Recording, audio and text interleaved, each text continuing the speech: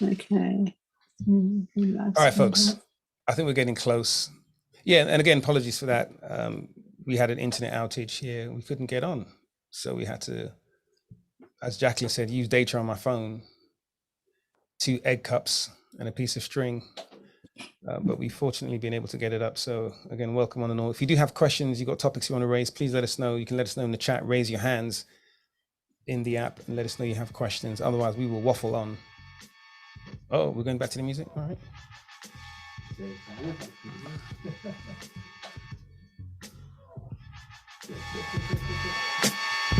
I want to see this. That's what I want to see. I can't see nothing right now. I'm just staring into space right now. What's going on? I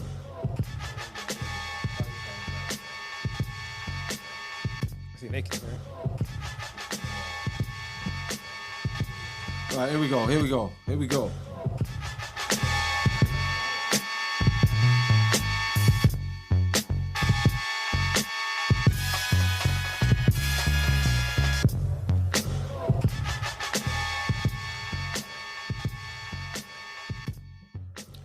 What's up, folks? Again, welcome to Fibroid Fridays here at Great Black Detox TV.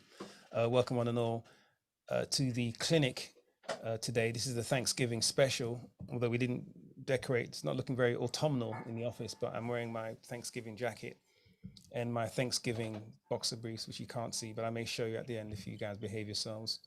And we're here to discuss all things female reproductive health and anything else that really comes up in topic in mind.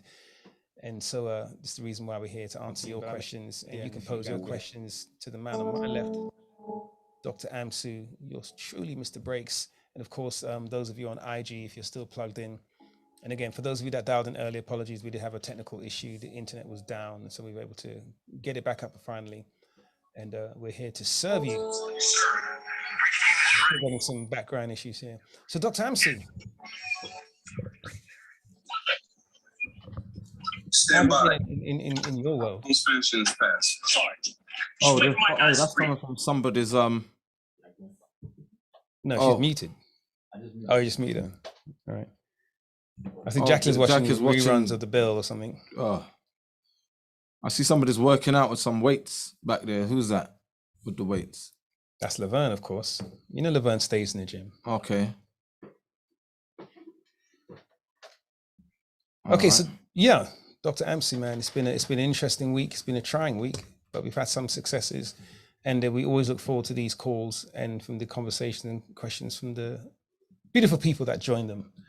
So tell us again, how's your week been? It's been a week, right? Yeah, it's been a good week for for what we're doing. We've had some nice breakthroughs on certain things, but the weather's gotten colder. Then it rained last night to top it off. But luckily we were indoors until right at the end, right? Yeah. So you know what's funny though is that there's a lot of Black women's fibroid movements going on in this country, and they don't understand that we have the remedy. It's like, you ain't heard of us? Yeah.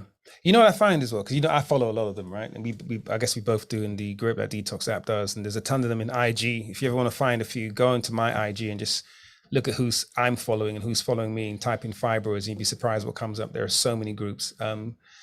Interesting thing is that a lot of them haven't heard, like you're saying, Dr. Mann, about our paradigm, and haven't heard about natural solutions and alternative paradigms. And a lot of them have partnered with doctors who provide myomectomies, hysterectomies, and the other invasive procedures.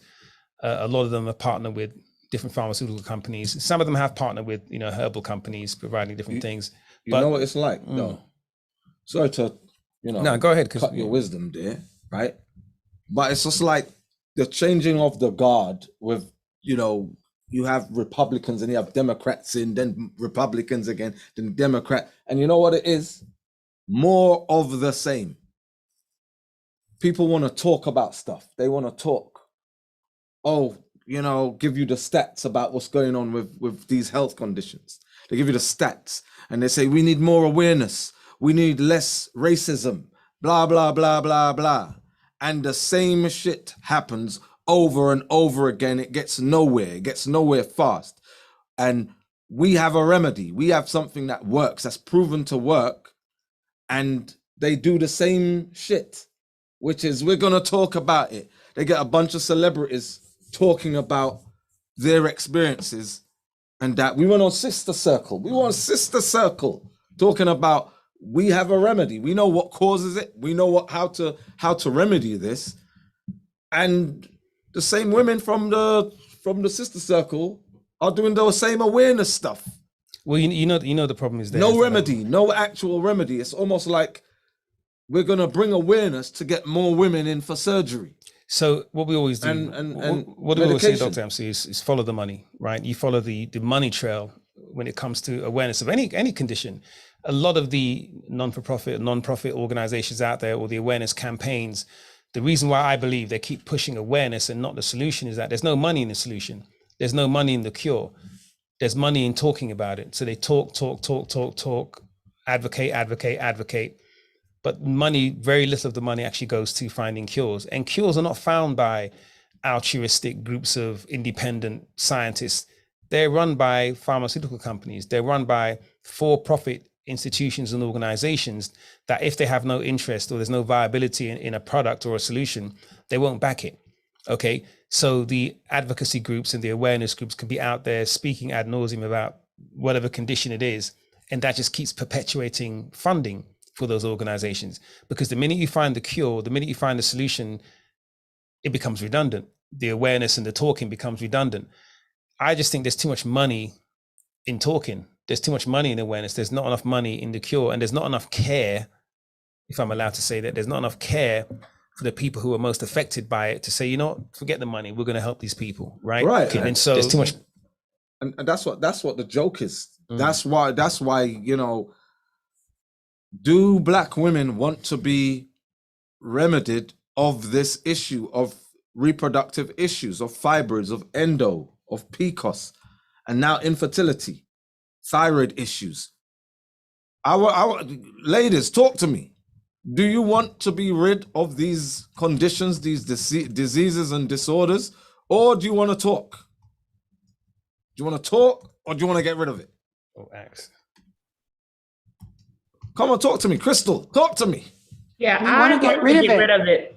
I'm tired of talking, and you're right. I mean, it also goes back to other issues, specifically in the Black community, like racism and economic empowerment. All these talks, you see it on YouTube all the time.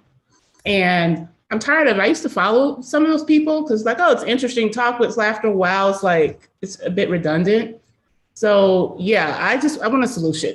You know, talking just not gonna really get us anywhere. So and this is the thing, we reach out to churches, we reach out to sororities, AKAs, the deltas, all this, and there's a whole bunch of red tape, and it's like, look, we've got a book that has the remedy. We have supplements that provides the remedy. Yeah. Get this out, help us to spread the word. And we don't know what's going on. Yeah. We don't know what's going on. It's like, we've been on how many platforms? We've been on Roland Martin, right? We've been on Breakfast Club. We've been on Sway. We've been on Sister Circle. We've been on TV One. We've been on New York One. We've been on so many different media outlets. And then we see things come up in IG and on Facebook and whatever, fibroids awareness. I'm thinking, like, you think, just like you said, you think maybe they just have a partner, maybe are partnering with, you know, some of these pharmaceuticals to push this out, or partnering with, and this is the thing, they partner with gynaes, right? Gynecologists who are just telling them, right, myomectomy, hysterectomy, and, you know, hormone replacement. Yeah. The same shit, the same story, the same thing being done over and over again. And it's almost like it's a campaign to recruit more women into, no, well, you know what? You need to do it the old-fashioned way, the allopathic way. And it's not getting anywhere. And even though we have all the testimonials and everything, it's like we're not being invited to the party. As I said, Dr. Amsu, the cure, there's no money in us, you know, for the pharmaceutical industry. Now, I will say though, so a lot of these fibroid advocacy or awareness groups are run by women who've had hysterectomies, myomectomies, and went through the nightmare, right, of being put into that conveyor belt, who were set up from a very young age and then went through, again, myomectomy, hysterectomy, and all of these side effects. And endometriosis, another one, we talk about how late it's diagnosed. I've got a friend who's just been diagnosed with endometriosis. She's in her 30s. So this whole time this thing was forming, it was never caught. Is that those people are really starting these campaigns through their own experience, through their own awareness, right? Now, no one's supporting them. And if someone does support them, it's going to be one of these for-profit, one of these non-profits is either trying to sell the procedures or trying to sell the talk, okay? But none of them, almost none of them, there are a handful of, again, of fibroid awareness groups. We have friends that run organizations. We can share their information on IG, Fibroid Queen, Fibroid Pandemic, who have experienced it and are raising awareness for women to know and start to heal and start to use the right nutrition to prevent them. And they do partner with us. But too many of them either don't know about what we do, don't know about the natural solutions, and end up being sort of low-hanging fruit for those doctors. And you've seen the marketing, ladies. Any of you who've had fibroids or read into the fibroid marketing, new non-invasive procedure, outpatient procedure, in and out in a day, come in during your lunchtime. You know, they make it so convenient, so palatable. And so you listen to us, we tell you, yes, you know, take a few months, take some weeks, take some time, change your nutrition, change your diet, change your eating habits, change your exercise habits, and give your body the tools it needs to heal itself versus an hour. Guess what a lot of women are opting for? 1 hour, supposedly non-invasive surgery. But what they're not telling them, it's in the small print. So when you go out and you fill out, you know, the 12 pages on the clipboard, when you're in the doctor's surgery, they fill out this questionnaire, then you go online and put in all your stuff. At the back in the small print, it's telling you all the risks of what that procedure is going to take, or what that procedure is going to bring to your life, right? But here's the thing: is the number one selling point is in and out in a day, non-invasive procedure, covered by your insurance. You can get right back to work. So women are lining up and doing it. But guess what happens the following year? What do we hear all the time, Dr. Amsu? My fibroids came back. Go back with a vengeance. They came back worse, multiplied, larger, and in new areas that they weren't before. Remember, whenever they take the fibroids out, there's now scar tissue. The chances are the fibroid won't grow in that exact same place. So guess what? It's going to grow somewhere else, you see? So what we're saying, our whole paradigm is not only, listen, if you've caught fibroids, if you've, if you developed fibroids, there is a way to eradicate them. There is a way to dissolve them, okay? And guess what? That same process will help to alleviate the chances of them coming back. Okay, and that's what we mean when I say, you know, we're not selling magic. We're not telling you to wave a magic wand and your fibroids are going to be gone. No, there's something about you and your food that when married together, you develop fibroids. We have to unmarry those two things. We're not going to get rid of you, right? So we got to get rid of that food or whatever it is you're doing or ingesting or imbibing that's creating those fibroids. And that's what our paradigm is. So because it sounds a little bit like DIY, because it sounds a little bit like work, because it sounds a little bit like effort, people go for the quick. I don't know, Jamaica, Dr. Amsu, what's the old mum's tale for people that take shortcuts? You take a shortcut, you have to walk twice, right? It's twice the distance. The shortcut ends up being twice the distance. You see, the shortcut is that has the pitfalls. The shortcut, why I say shortcut, is the road that nobody wants to go down, because it's the one on the cliff edge. And this is what's happening. So I'm waffling. I'm not really waffling. It's crazy because it's the same thing with like prostate cancer. There's awareness. There's awareness months, right? You have awareness month for this, awareness month for that. It's almost like Black History Month, right? You're hearing the same rhetoric over and over again. And all right, where are we this year? Are we ever any better off in 2021 than we were in 1961? Are we any better off? Do we own more? You know, are things really better for us. All this awareness, right?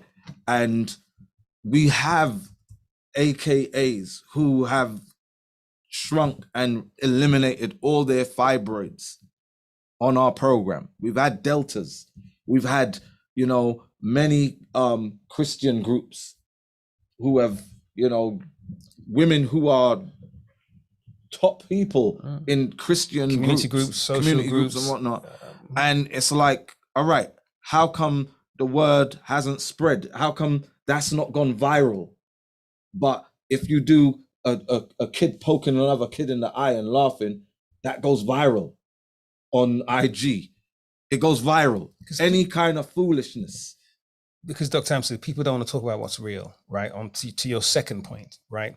To your first point, I think we've forgotten, maybe just as a community, a Black community, or I think as a social community, or the general population at large, I think we're so used to being spoon-fed everything through television, the media, newspapers, through the educational system, through our jobs. Because let's face it, once you get into a career, your life becomes your job, right? The time you wake up, the time you go to bed, what you do during the day, how you think. I'm sure a lot of you have maybe some of you have people in your family who are military, right? And that's a great example. When you join that military and you go through boot camp and you start to go up through those ranks, you become a military person.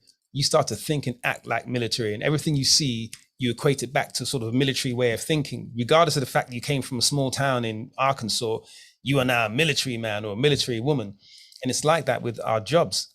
You know, the way your HR and your job kind of dictates when you take holidays, you know, what you have access to even in your job, that becomes your way of life. And you actually, a lot of us bring that home to our families. Our careers really do govern us. So check this out. So we come along, you know, we've educated, we've helped cure, we've helped eradicate and eliminate, and it's not passed on because either it's unfashionable, maybe they're afraid, Dr. Amsu, I don't know, because you would think, right, that if you found something that's changed your life and helped, you would evangelize that, right? You would share that message. I can only think that it's fear. Is it laziness, Dr. Amsu? Can people be that, you know, sort of benign when it comes to I think it's like a cognitive dissonance, right, of some sort, because have a celebrity, you know, talk about, I just found out I have fibroids. The amount of conversation that sparks, you know, 70,000 comments or whatever, right? From 70,000 unique comments coming from different women. Yes. Me too. I just found out, blah, blah, blah. And it's like, okay, you know, Trina Braxton just posted something yesterday and somebody said, speak to Dr. Amsu. He's got a such and such. You'd have thought, all right. Floodgates. But it's like a little trickle, a ripple in the water.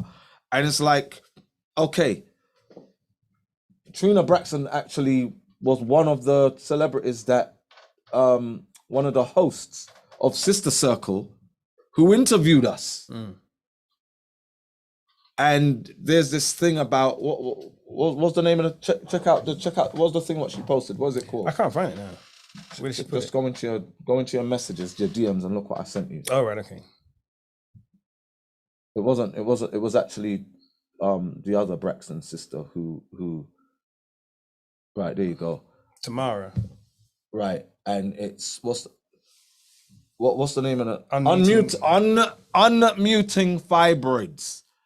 So basically, let's talk some more. And I don't have a problem because, you know, a lot of Black women suffer in silence when it comes to their reproductive disorders and other things that happen behind closed doors. There's a lot of suffering in silence that it needs to be voiced. But it's not just about talking though. It's about action. And the action is we've put together a system, a process of eliminating fibroids naturally, where you minimize them growing back, that you eliminate them. And with a certain type of lifestyle, you will absolutely not get them back ever again, right? And we're screaming it. We've been screaming it for years, but yet, I'm sure those women are actually in ATL as well. That's the worst thing about it. They're local to us. So we could have been on that thing, right? And we have the testimonies. Thousands of women have eliminated their fibroids using our system.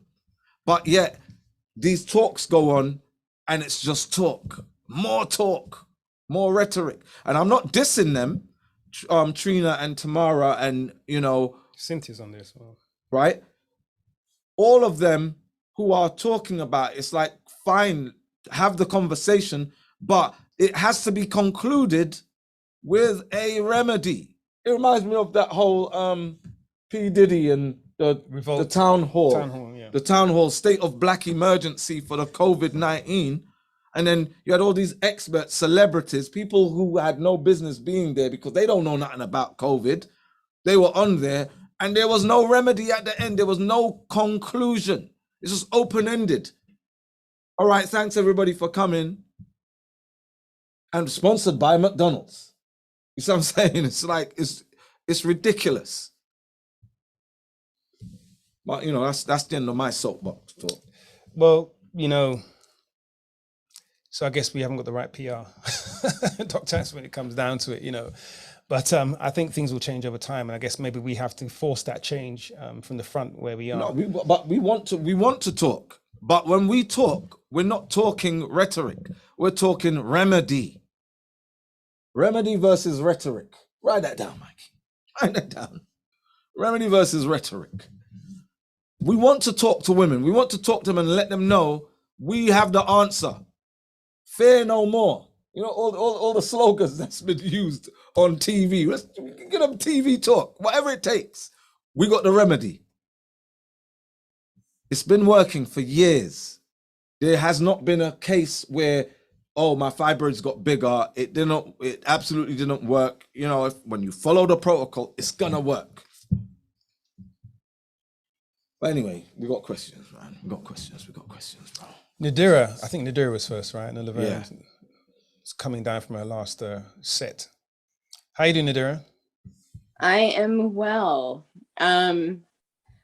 So I was very good. I spent 5 days prepping Thanksgiving, being estrogen conscious about the foods that I prepared. I did have one non-estrogen thing, which was not meat. I had a little bit of rice and peas out of being kind to my my extended family, but I did not eat any meat because I'm serious about healing myself.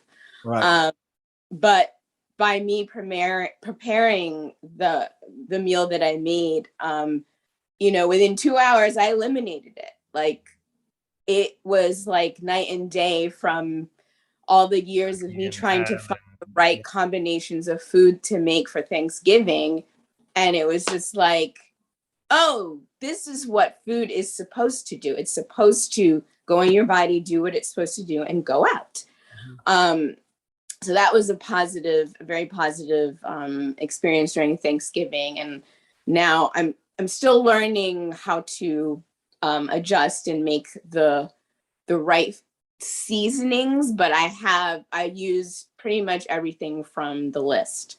I did use spelt, and I know that it's okay, but I'm still looking for other grains. And so I did have a question about that in terms of, you know, using, you know, spelt or kamut or the different grains just for Thanksgiving. Like, this is not something I'm wanting to incorporate into my everyday life, but I do have a question about using the different grains, like the ancient grains, and which ones are best to kind of keep nearby, and then the ones that are just like, you know, stay away from them. But I've cut out I don't really eat bread like that. I just like stuffing at Thanksgiving, but I just wanted to know which ones are okay. Like, cause I did use kamut pasta. Yeah, kamut is good. Okay. Teff bread, which is what's using injera, right? For those people who are Habesha, the Somalians and Eritreans and whatnot, right? Then there's buckwheat. Okay. but also coconut flour. Yeah, coconut. Oh. Mhm. Coconut flour is like it's great. Okay. Coconut flour, you know. So and you did you cook any quinoa? Not for Thanksgiving. I eat that regularly, so I Okay, wanted. so you wanted a change. Yeah, I wanted to change. I did make collard greens, but I used like black sesame oil. Like I used what was on the list Right. for like in terms of ingredients. I made all my broths. I made all the like I pretty much switched out whatever recipes I had, I swapped them out. Right. And I noticed my body noticed the difference in eating those things. And when I did eat some of the rice, I noticed a difference then. So I'm like, okay, I don't need to do that anymore. So I'm good with that. But yeah, I noticed a huge difference in terms of how my body responded to it. I did make some acorn squash. I made butternuts. I used butternut squash in my food. I made a butternut squash pie. I switched it out, purple sweet potato pie. Like I swapped out everything. Right. How do you it was feel? good. I feel great still. Right. Like not like doubled over and like, oh, you know what I mean? Like how I usually felt when I was eating. And it's like, you know, it's one thing to know things, but it's another to make conscious choices about what you eat, which can be very hard. I know for lots of people in terms of making healthy choices, especially when you're stressed out and working. But when you do it and when you get into the rhythm of doing it, it's the most amazing thing. Like, I just feel like I have energy every day. Like I wake up ready to do whatever I need to do. Right. And yeah, so I noticed that in terms of Thanksgiving. So I do have, in terms of fibroids, I did have my cycle last week was a little harder, but I know that you said that the symptoms are going to change every time until the fibroids are gone. Right. And then I also had an injury and you suggested using the tea tree oil, which definitely helped as a topical to help with the back injury. And I did a lot. I found actually a Qigong exercise that was specific to upper back pain. And I did those every day until my body became, until the pain went away. So thank you for that suggestion. But, to your point of earlier talking about people in the community talking about not wanting, like you have the remedies here. I'm living proof of it. Like I notice a difference right away. Like my cycles are so much better and I don't have any like issues in between my cycle either. So I'm not sure why people aren't jumping on the bandwagon, but food is probably one of the hardest things to be disciplined about. I mean, it took me about 5 years to even get here to this point. I went back and forth and then I was eating a lot of, the soy products for a while, but I got here. And that's the point. It takes time and some people just they're not concerned about their bodies enough. And I mean, it's unfortunate. I'm gonna throw something out here, right? I'm gonna throw something out there, right? Real quick. Do Black women trust each other? Some. Because check this out. 90% of Black women at some point in their life is going to experience fibroids. 90%. 9 out of 10. That means that there's one Black woman out of every 10 that's going to be okay to do with fibroids. She might have some other issue, but with fibroids, 1 out of 10, right? Now, is it that Black women trust the white man more than they trust each other? Because rumors spread pretty quickly in the Black community in general, right? Spreads like wildfire. But it's almost like Black women are giving each other wrong information right? They're all lying to each other to the point where 9 out of 10, to the point where 8 out of 10 are overweight or obese. Wrong information is being disseminated among Black women, right? Wrong information. And when something good comes along as a remedy, that's the rumor that needs to be spread. Like, girl, I'm gonna jump on this. You see what I'm saying? That's what's supposed to happen. But it's not happening. Well, I tell, like, I've been telling anyone who's asked me, I'm like, this is what I'm doing. You need to get on it. It's like, was it that? I was like, no, it's a lifestyle change. And people are afraid of that. Sorry, they are. But They're this is what I'm afraid. saying. Do they do they trust? This is what I'm saying. Like, you're a genuine person. You've got a very trusting face.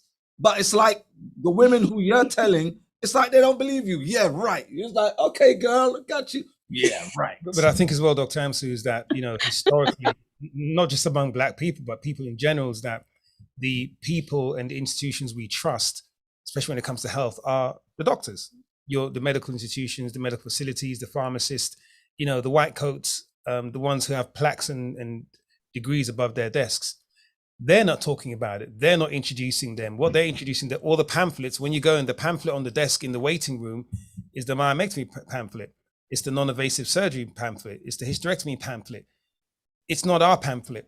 So if you've got to think where the information comes from, to me, the onus is on the organizations who are in charge of our trust, right? And it's those organizations that really disseminate this information. So you may trust your sister, your girlfriend, your friend, your uncle, brother, whoever else. But listen, as much as I might trust you, I'm going to get a second opinion. Guess from who? White coat. Do you understand? So even these organizations we were talking about earlier on in the clinic today, that non-for-profits and other organizations that are raising awareness and all the rest of it, remember, they're not raising awareness among the medical profession. They're raising awareness among lay people. Lay people aren't going to do anything. What are they going to do? Because when they go to the doctor's surgery, guess what pamphlet they're going to read? They're going to read the pamphlets on the table in there. So what Dr. Ampsy is probably saying, and I'm agreeing, it's going to take not just people listening to us necessarily. I think we really need to rethink how we consider our health, how we consider our community, and how we disseminate, as Dr. Ampsy is saying, right information from wrong information, and how we do trust each other. Because it's not just health. We don't, want to get off topic, but there are so many things that we know inherently, we know experientially, right? And we don't adhere to, because it's like we've been spoon-fed so long. We're so trusting of the establishment. Not only do we not listen to anyone else, we don't question the establishment. We've provided tons of evidence. Dr. Amsu has written the book here, Got Fibroid, the Fibroid Elimination Bible, and in it is countless, not just anecdotes, but countless facts and data showing you why what they're telling you is wrong, showing you why your GYN, your gynae is lying, showing you why you don't have to have invasive surgery, showing you why nutrition, food, diet, exercise, and everything we prescribe, the right supplementation can not only eradicate your fibroids, endometriosis, PCOS, but help you prevent them from coming back. But they won't listen to this. They want to go and listen to White Coat and the pamphlet in the. Well, I won't even say. See, this is the thing. I'm gonna say it how it is. White is correct. The coat part, I don't agree. I'm Dr. Amsu. I'm a doctor. I'm an endocrinologist, right? I deal with hormones and the endocrine system. What's responsible for the reproductive disorders? It's the endocrine system, right? There's a white man called Dr. Lipman who's here in Georgia who does UFE, UAE procedures. And Black women rally around this man, rally around him, got all the t-shirts, go from church to church, spreading the word, spreading the gospel of this great white hope. And it does not give you a remedy. It does not deal with root cause. UFE or UAE, which is uterine fibroid embolization or uterine artery embolization, has severe risk factors, right? Especially when it comes to pregnancy and long-term spontaneous abortion or miscarriage and septicemia, all kinds of issues that come from these procedures, and they are being disseminated throughout the Black community. He's he's making so much money from black women. He targets black women because he knows you all have the fibroids. You're 10 times more likely. You're my market. And they go run tell that to everybody, and it's a big thing. He's making millions. But we have the actual remedy. The actual remedy. So, you know, and UFE and UAE was that new, one of those new procedures that black women were not very comfortable with. Is it safe though? But they managed to get it out there, because hysterectomy and myomectomy are the two establishment, if you will, those are the two establishment procedures for dealing with fibroids and female reproductive issues. The UFE and UAE was new. Now there's this new laparoscopic freezing thing. There's some other new procedures which are spreading like wildfire. Why? Because white people introducing it. Because white people are introducing it. You know, it's crazy. It's absolutely crazy that, you know, I can understand if we were just, you know, two guys named Mo, and you know what, we found this vegetable, we got this herb, take this. And it's like, who them niggas? You know what I'm saying? Who are they? Come out of nowhere. But a doctor, endocrinologist. But nah, we're gonna go to the white guy. You know, and we're left out of the conversation. We've had women talk about, what do you know about women's bodies? You're men. Like, if you study something, then you know it. If you study it and you become proficient, then you know, and you know, the study of things on a molecular level, and to come up with a system that works means that, yeah, you know, my studies have led me somewhere where it's actually paying off. What I've studied is actually helping you out. But it's, you know, I don't know. Maybe I got to wear white face. Well, you know, it's unfortunate, but here's the thing. You know that old saying, you know this one, I think Wajah might be familiar with this one. You know, you give the people what they want until they learn to want what you have to give, right? And here's the thing. We have a nation of people who have been, I don't know if indoctrinated is the right word, probably a perfect word, who've been groomed and schooled to listen to respect and to adhere to certain authority figures, right? And as long as something assumes that authoritative image, that's what we go towards, right? You do not assume that image, regardless of what you know, right? Regardless of what you say, regardless of what you've put in print. Do you understand? Your office isn't on Peachtree. Your office isn't on Piedmont. You know, you're not behind Grady. And it's those types of things that we need to wake up from. You know, it's interesting. Some years ago, I was encouraged by the number of doulas and natural birth midwives. Wait, hold on. Dr. Lipman's office is in Livonia. He ain't on no Peachtree. When you look at his poster, what do you see? What do I see? I see a white guy. I see a white guy telling women, got fibroids, I have what you need. Right.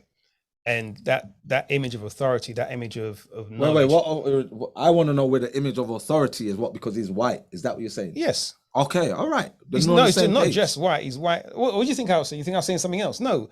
What I'm trying to say, people have been groomed that image, whether it be white, the lab coat, you know, a certain oratory skill, certain things that they say, the conformity. If you don't hear that, you don't respect it, you don't appreciate it. Now, we're not talking about EMTs. I would say, you know, if you need an EMT, go to an EMT. Don't go to my boy next door, Ray and them.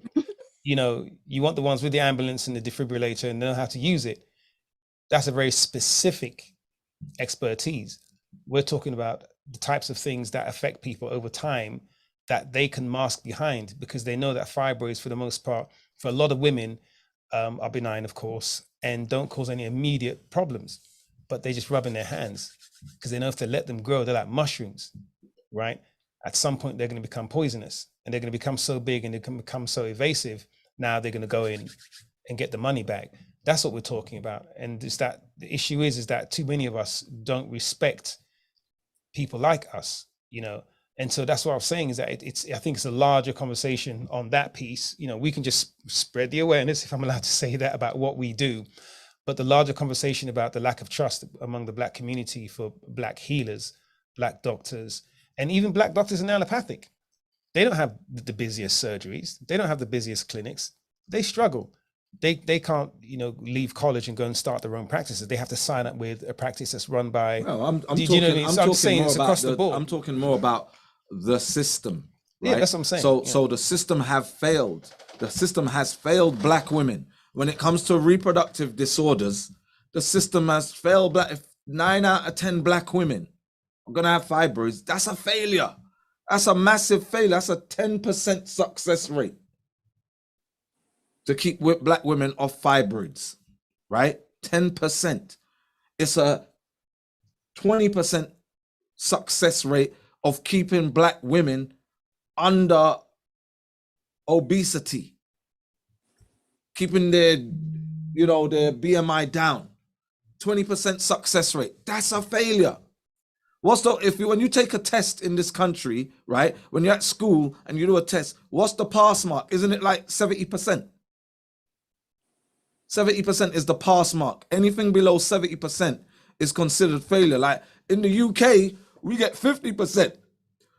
For you to pass an exam, if you get above 50%, it's a C. A C is at 50%. I know a C over here is 70%, right? A D is like 60. In the UK, 60 is like, man, I made it. You know what I mean, Mom? Let's go out to dinner.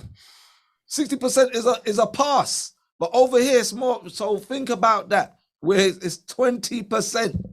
It's not even 30 or 40 or 50. When it comes to white women, yes, they pass because it's like 40% of white women or 30% of white women, right? But for Black women, it's a total failure. But there's more talk and awareness, like, yeah, awareness. Let's talk. Oh, what happened to me?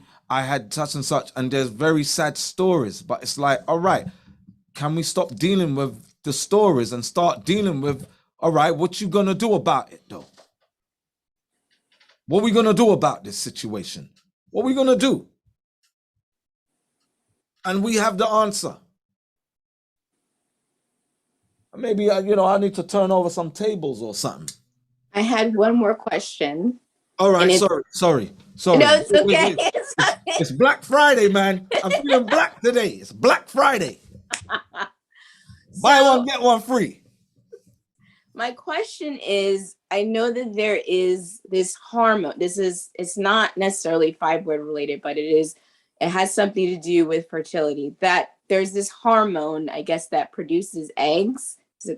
I forgot the acronym for it, but is there a connection to that hormone that produces DHEA. good eggs versus right. Good eggs versus bad? And like in terms of good eggs versus bad eggs, being on this program, is there a possibility to prolong having good eggs versus bad eggs, or you just whatever eggs you have, that's it, you don't get any more, right? Is that how? Right. Is that right? Right. So you're born. So girls by a certain age, there's a finite amount of eggs, but the quality of those eggs are determined by the quality of nutrients you put into your body to feed those eggs. Right. Okay. Now, here's where the problem is. Black women have been feeding their eggs toxins for forever, right? So when Black girls start having acne, and when they first start their menses, when they go into menstruation, when they go into puberty, the body starts to let them know, you're effing up. You've been effing up, and here's how I'm showing you. You see that pain you got every month? You're throwing up, you got cramps, you're bloating, all that's your body letting you know you ain't treating me right.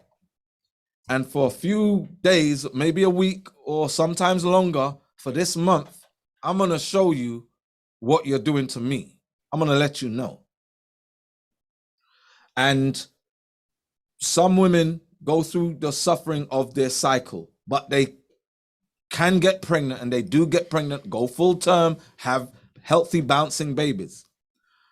But the quality of food in this new generation has depleted so much that now there's a problem with going full term pregnancy. There's a problem, right, with even not having miscarriages.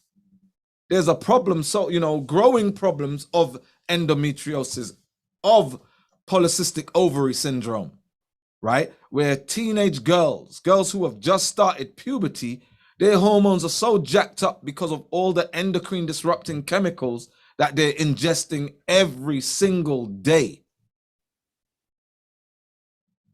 All these mothers who are not cooking from scratch, who are buying their daughters fast foods, who are buying pizzas, right? Who are buying oven jobs. Like, go and check the freezer. The freezer's packed out with all this. All right, pop it in the oven.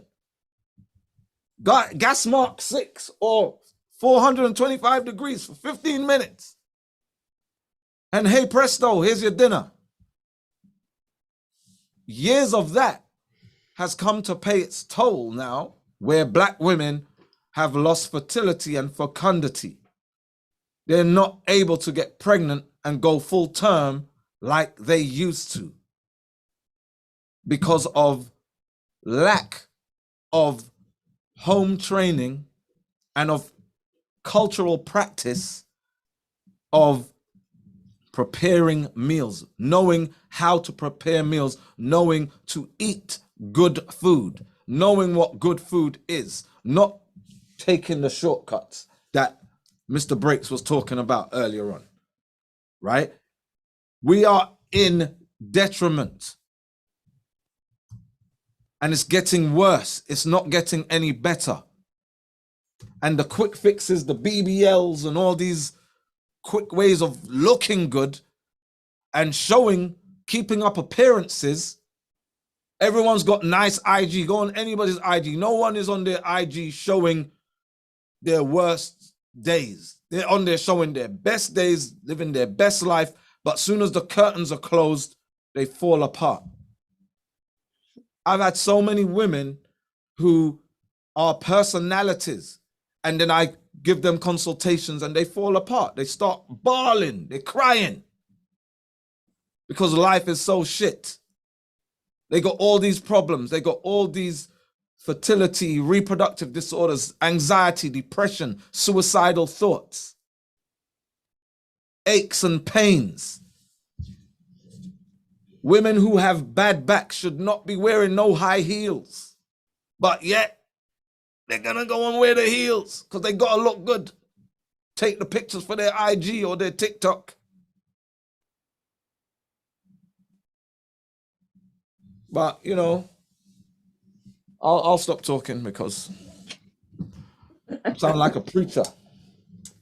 We're supposed to get that keyboard, electric organ. I don't know if Rick was going to be dealing with that. Yeah, he's over there, I don't know. When every preacher... Well, so, thank you. Thank you, Nadira. You always ask really great questions, and thanks for bringing up the DHEA thing, because we haven't looked at that for a while. And, you know, there are a lot of things people use out there. And again, the industry and different industries are put out there as being sort of magic pills and cure-alls. And there's so many remedies out there.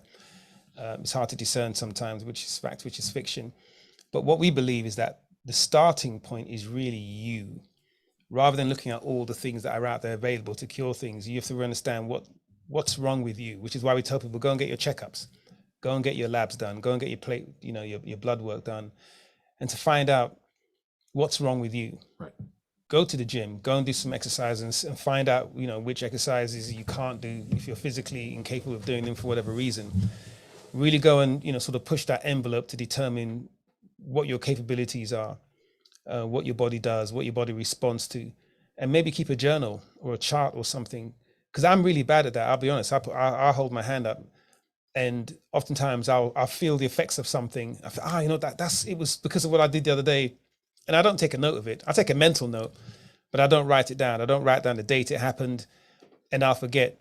And guess what? I'll go and do it again, right, in a few months' time or days' time. Sometimes, you know, there are some apps you can get out there for recording health conditions and things, you know, diet, little notepads, and just take notes. Really get to know and understand yourself.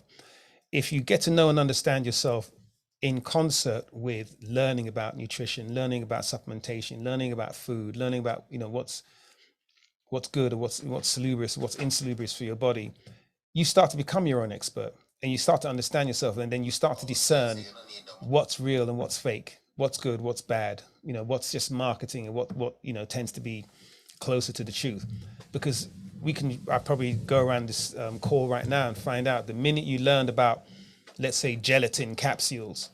I remember the minute I learned about gelatin capsules, I've not taken another gelatin capsule since. I'm talking 30 years.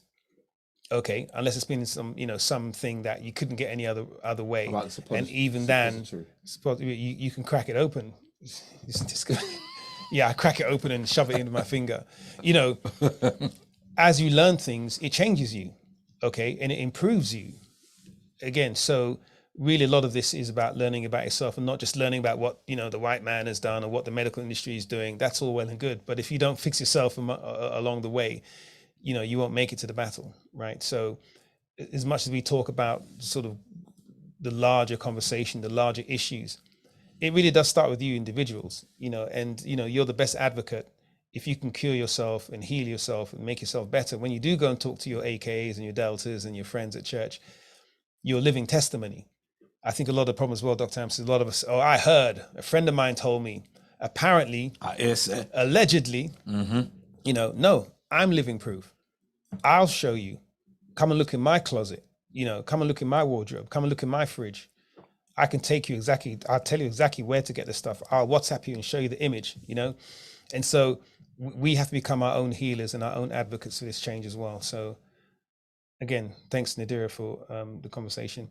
Now there was another hand raised. I think it was Laverne, that's right. But Laverne was probably in the gym. Laverne, you still in the gym? I know you're doing some reps. You're lifting, I think it was 90. Yeah. Are you lifting 100? Like 300 pounds. No, I think it was 130 No. pounds. What was it, Laverne? It was 55 on the 55. bar. So plus the bar 45. Yeah, that's 110, 45. Yeah. Okay, and that was light work because you were throwing. I saw you were doing it, and you were on the phone at the same time and fixing your hair. One hand. No. Yeah. You just pop-eyed that. You were telling me you want everybody to unmute their camera. So I'm like, okay, I'll mute my camera for a minute here. Yeah. Yeah, but I took my hands down because I'm working out. So, but I'll catch you guys when I'm almost through. Then I'll come back and say what I have to say. Okay. Thank you. Okay, Laverne, thank you. Okay, so I thought, you see, this always happens. We get the questions from the IG, then the IG goes down, right? It's classic. But we did have a question, I think, in the IG. I think I took a note of it.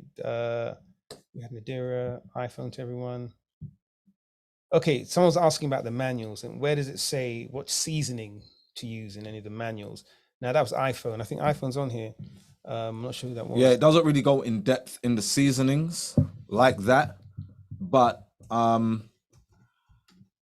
there are some base seasonings that you can use, curries and whatever, but you can always ask in the form of emails, right? You can contact us through what is it? Info support at greatblackdetox.com, and also in the app, download the app and put the questions out in the app, because all the information that we have disseminated so far on topics such as herbs and spices and whatever, that actually is circulating very well in the app. So this is why we have the community app, so that you don't have to try to get a hold of us if you have any like trivial questions. Okay. So let me just go back to my notepad here.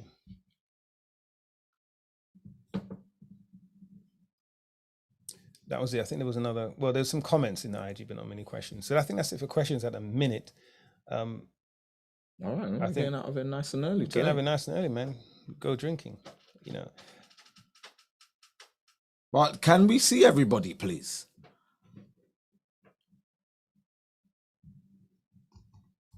All right, here we go. All right. I had to step away for a minute. All right. Lisa, Nakia, Sybil, Tiffany, Maura, Drea. Maura just joined. All right. So Maura, you're new. So set an example, Maura. Show them what they ain't been doing all this time. Lisa, come on now. Now, I did have a question for Maura. I don't know if Maura's on camera. She's able to speak. She may be at Wild Wings Biker Bar and Cafe. Hey, Maura, how you doing?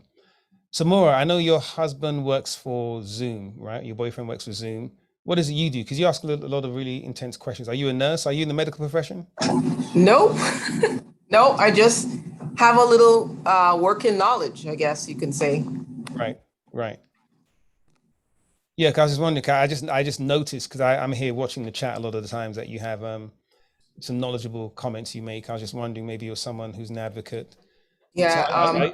Go ahead. One of my friends is a doctor, so we swap information back and forth, and it's crazy out there. Yeah. So Maura, let me ask you, because I don't think you were here for the conversation earlier.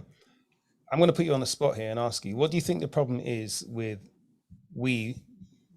Black people of color, the larger community, not appreciating the teachings and words and solutions coming from people like Dr. Amsu and the Great Black Detox, as opposed to listening to the establishment? Where do you think the breakdown is? If you think there is a breakdown, we think there is. We know there is. What's your view?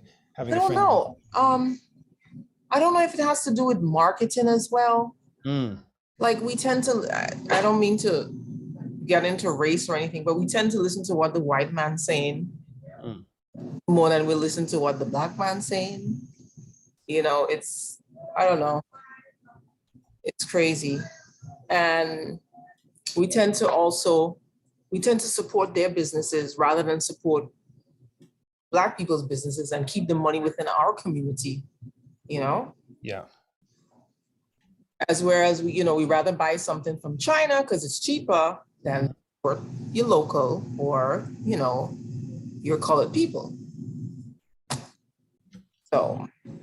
And that's a very astute point there. And that, again, Dr. Amsu, I think it permeates across society, right? And so we take it for granted that, we'd rather go to a beauty supply store that is packed to the brim of low quality goods than maybe go and patronize someone that, sells exactly what we need, exactly what we want. And we can actually have a conversation with and ask, I've been to a beauty supply store and asked about something before, and they had no clue what the device they were selling was. I'm like, you're selling it. It's just. What did you want? You're bald. What do you want? How do you think I confused them? How do you think I got bald? Sorry. So I buy. Racist, wasn't it? Yeah, very racist. Yeah, as you know, Dr. Amsu is racist, and we'll have I'm a bigot. We're going to cancel Dr. Amsu later on. Hashtag unfollow. The Andis, the barber equipment. Even things like exfoliating stuff. Just mirrors, just little things you may ask questions about. They're just SKUs, they're just products, they're just things that somebody wants. There's no affinity with those things, right? But as you said, Maura, we'd rather shop there because it's a few dollars cheaper. But you know what it is though? Let me interject something. All right. I'm all for fair business. And a lot of time, customer service in a Black owned establishment may not be as good. In a lot of aspects. You got to be careful here, I'm being very careful. Look, you're talking about yourself. We're going to get back down to that's what I'm saying. So with us, right, with Great Black Detox, Electric Food, we try to go above and beyond when it comes to customer service, where we get involved. we're the owners of this. We have staff, we have customer service reps, but we get involved with customer service because we want to make sure that customers, you know, our people are being serviced, golden service, black excellence. Yeah. We want to make sure. But a lot of black companies, right, or black owned companies, when you go to a and I'm not saying every black restaurant, but we've been to some pretty terrible black owned restaurants where you're sitting around and no one's come to see you. You can smell bleach coming from the toilets and stuff, and you know, so there are stigmas, but there are Rolls Royce type of customer service when it comes to black industry. And I think, you know, the stigmas that are out there, the stereotypes, the slurs, we like to spread badness about ourselves a lot more than the excellent stuff. You know, so we you know, even if something's staring us in the face and it's all right, we ain't got no choice, just drop one little hint of a scandal and the scandal becomes the biggest thing about that particular thing. And I think, you know, that's a great point, Dr. Amsu, about customer service. And it's a two-way conversation, right? It's a two-way street. It's supply and demand. It's, you know, are we inviting patronage to our businesses, right? And I think there's a certain, I don't know, deference is the right word, that I think black people look from each other in certain situations that may not be necessary. But the flip side of it is that there's a certain lack of deference that we don't give to each other because of that familiarity, right? And I can give you countless examples of going to businesses, even, you know, sort of, you know, commercial, you know, white owned or mainstream businesses that black people work at. Right. And they give you a certain level of, or certain lack of customer service and certain, you know, familiarity, which takes away from that customer experience. And you're absolutely right. I think that's something, you know, I think maybe we do too much, right? Because I know there are a lot of people who do something similar to what we do. They don't do this. They don't have customer service. They don't have several websites. They don't have the email. They don't have the phone numbers. They don't have the WhatsApp. They don't have the app. You know, we do a lot, Dr. Amsu, and maybe I think we just, again, you know, we're on our soapbox, just that evangelism to let people know that we do concern, or we do care about our customers and our clients and our friends. And we want to give them the best service we can, to the point that, and you don't, hope you don't mind me sharing this, is that there's times where we've not been able to afford certain things that we need in our facility, but we've kept customer service going, right? We've kept the website going. We've kept the email going. We could have shut the email down so many times, because if you go to Whole Foods and buy products on the shelf, there may be the company name in small print somewhere on the back. There may even be a mailing address or email address, but you never hear from those people. They never contact you. There's no mailing list. There's no app. You just get the products and you leave. That's it. It's a supply and demand. You know, we have a sort of whole ecosystem here, which I think is probably lending to some of Dr. Amsi's frustration, is that, you know, we have laid so much on for you guys to be successful. And the fact that so many people are still choosing to go the easy route, right? The allopathic route, to go for the non-invasive surgery, to go for the evasive surgery. They'd rather go under the knife than eat an orange, you know, than change their diet. They would rather go under the knife. That's how lazy our community has become. I'm going to say this again. They would rather go under the knife in a country whose government they don't respect. Think about this, right? Mm-hmm. People are getting on planes, Dr. Amsu, to go to countries they wouldn't live in, right? To go to countries that they you know, brick themselves if they got arrested in, and they're going under the knife there. Now, there's several things we can say about that. We know for a fact that some of those countries actually have really good healthcare systems, understood. But this is how desperate people are to get that body, to get that thing they want. The question is, why would they not take the time and get it the right way? You see, you would rather go under the knife in a foreign country to get booty than to eat right, to do what Laverne does, squat 155 pounds. And I know, Laverne, you didn't start at 155. You probably started at 55 and worked your way up. But now you're doing it, light work, one-handed on the phone. You see, Laverne takes her time. Laverne has a big congregation. She has a great family. Her family is well nurtured. So she has all of those things whilst maintaining her body, right? So we're not into the shortcuts. I know I'm kind of waffling here or meandering, but it's all to me part and parcel. There's a certain lack of deference we have for ourselves. And sorry, just going on that point, Dr. Amsu, about the customer service. We can see why a lot of Black people choose not to go to Black businesses because, you know, and sometimes, let's be honest as well, and you guys help me out here. Sometimes we go to Black businesses and we expect them to bow down to us and stuff. You know, it's like, I'm here supporting you, so, you know, you have to lick my boots extra clean, you know, but we don't request that when we go to other people's businesses. We don't respect that level of deference. Like you know, another thing as well is that, oh, you're working for them. Why your price is high like that? Right. And it's like, what do you do for a living? How much do they pay you? All right, tell them to pay you less. What are you worth? You see what I'm saying? Some people believe that when you're doing stuff when you're helping Black, because look, no one cares about Black women. No, but let me say this again. No one cares about you Black women. Nobody. This is why 90% of Black women are gonna have fibroids, right? The number's probably higher, like 95% of some reproductive disorder, right? 80% obesity. I remember a few weeks ago, last year it was 75%. It's gone up. It's gone up by 5 whole percent. 80%. Nobody cares about the Black woman's plight. The pain that Black women have to go through. Where Black women who have suffered with endometriosis for half of their life, and then they get diagnosed at the, you know, right before menopause. Oh, you got endometriosis. Takes them 10, 11 years to make a diagnosis. So all that pain, can't move, debilitating pain that you go through, no one cares. Now we've come along and we care. We care. And then, oh, why is it $300? How much is it for a procedure? How much it costs? How much does it cost? 12 grand for a hysterectomy? And then the meds afterwards is another 12 grand per year. Myomectomy can be 15 grand. $15,000.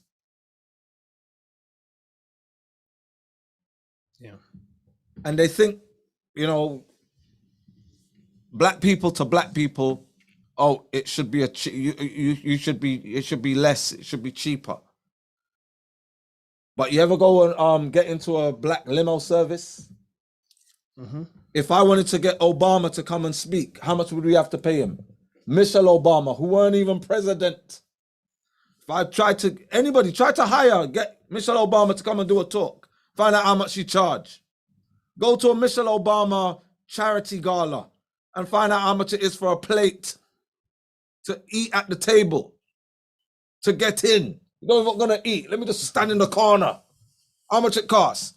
80,000, right? Or is that 80, right? Who was it? Somebody asked you to go for something for Kasim Reed. How much was each ticket? Was it 4,500 each or something? 4,500 each.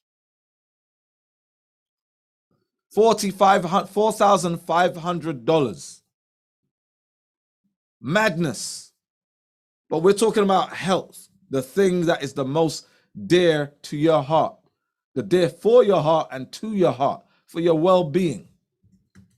300, that's a lot of money. No, it ain't. That's sick money. that's you know, that's 2 weeks, that's a week, 2 weeks of shopping for a single person. Or somebody, you know, a couple or a small family, $300.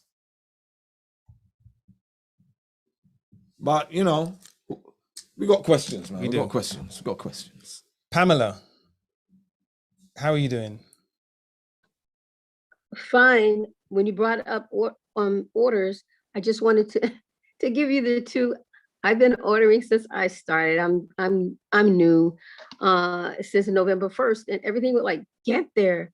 But these last two, they seem to be kind of lost somewhere. I was trying to be patient and wait, but I wanted you to be aware of it. Yes, and I was waiting for this conversation here today because, all right, so USPS. Oh, It okay. seems like their system, their internal tracking system, there's been some bug or some error. Either the bug or the error has duplicated tracking numbers, which is causing confusion of knowing where something is. So we noticed on our system there was like 7 or 8 people. As soon as we created their labels, it sent out 2 emails. One to say your order's been shipped, and then immediately your package has been delivered. So we noticed it. We're like, wait a minute, that don't make no sense. So tracking number into the USPS system, and it was like, and not only was it delivered, it was delivered August. Yes.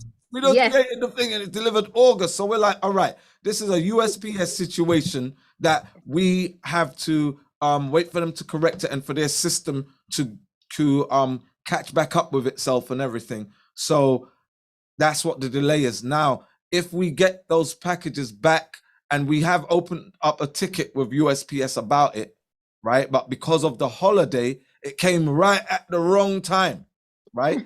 So and we were like, if they don't get back to us today, we're not going to hear from them until Monday.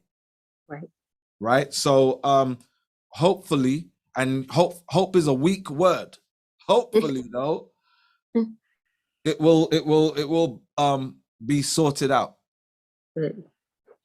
All right. So we do see the orders that you made, and it was not just you, it was a few other people. It was like 5-6 orders. Okay. And I went to my back end guy and he was like, it's got nothing to do with us. I goes, I know, but what are we going to tell the customers? Like, all we can do is wait on USPS. That's all we can do. Okay, Pamela. Any other questions, Pamela? No, because this is Fibroid Friday day. You can ask anything you can ask anything you like. Okay. If you see the question, we'll just ridicule you. I wanted to find out if the products, the supplements are there supplements that 9-year-olds can take? We have a really picky eater in our family, really picky.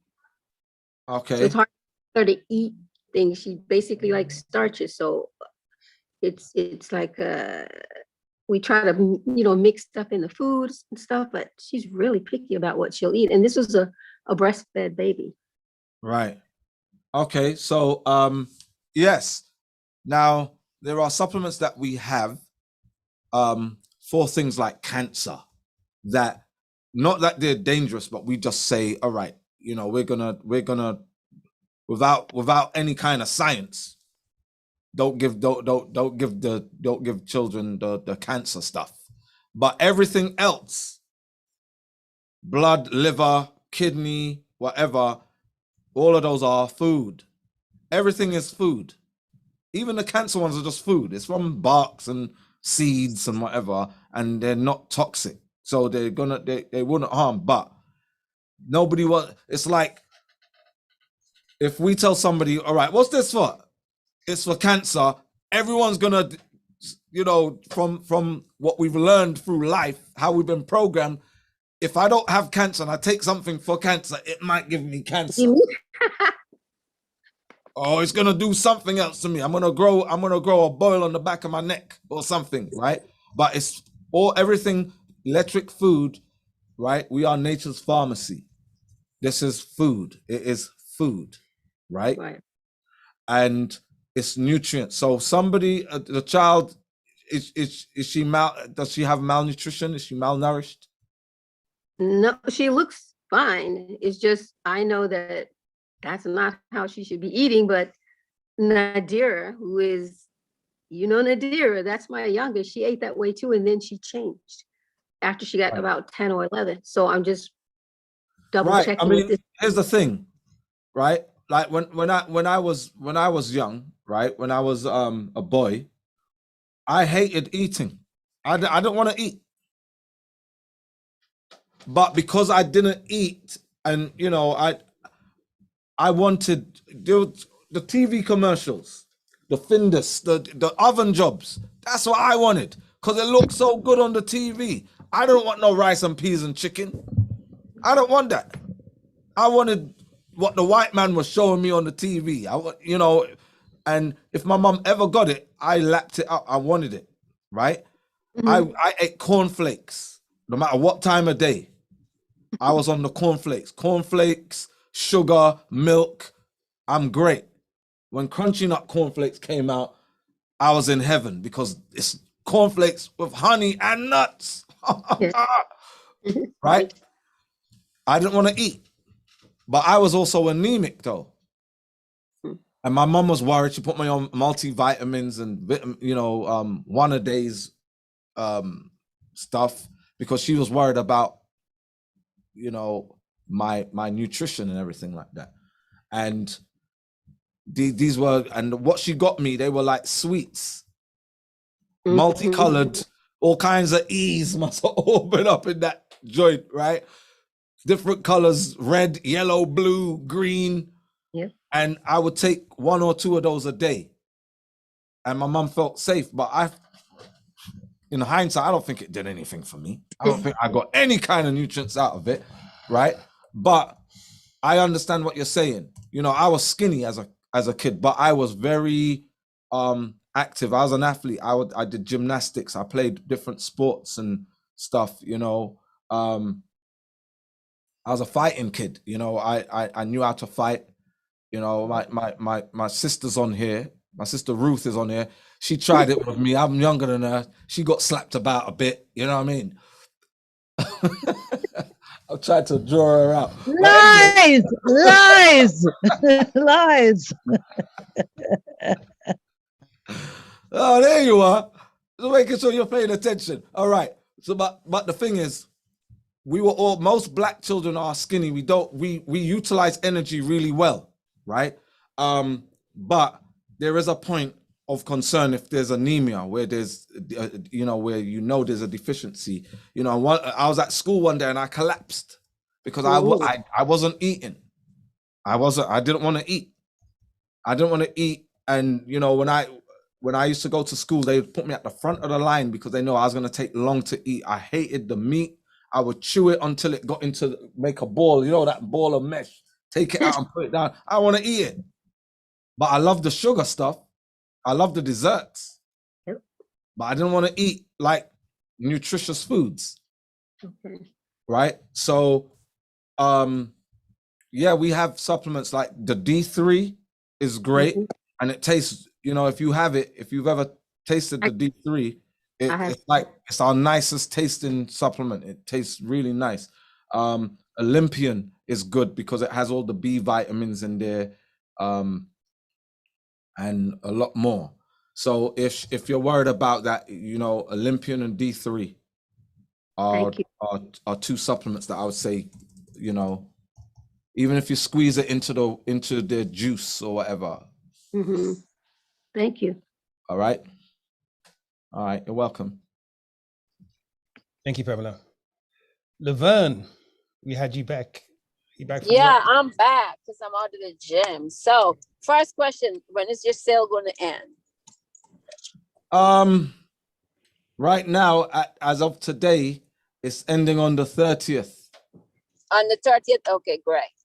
Okay, yeah. So I am going back to the top of the hour, and you were asking the questions why, and you're not the only one. That's a professional that is trying to help the Black community, that you get frustrated with them. I am not a professional in the medical field, or, you know, you're a doctor. I asked before, I don't know if you know of Dr. Boyce Watkins. He's the financial doctor. Right. And he kind of shared the same frustration like you were dealing with our community people, trying to help us to understand things. Now he's in finance, trying to get us out of the trap. You know, I'm being a slave to corporate America, but, you know, it's only for some. They know. I'm going to go back to what I know. Many are called, few are chosen. So, you know, just to let you know that it's not you alone. I mean, as an individual, like I said before, we have been on this quest since the top of 2000, me and my family, looking for, you know, changing our diet. And I have people that I've been talking to for years, and they will give you the compliment. Oh, you look good. You're looking good.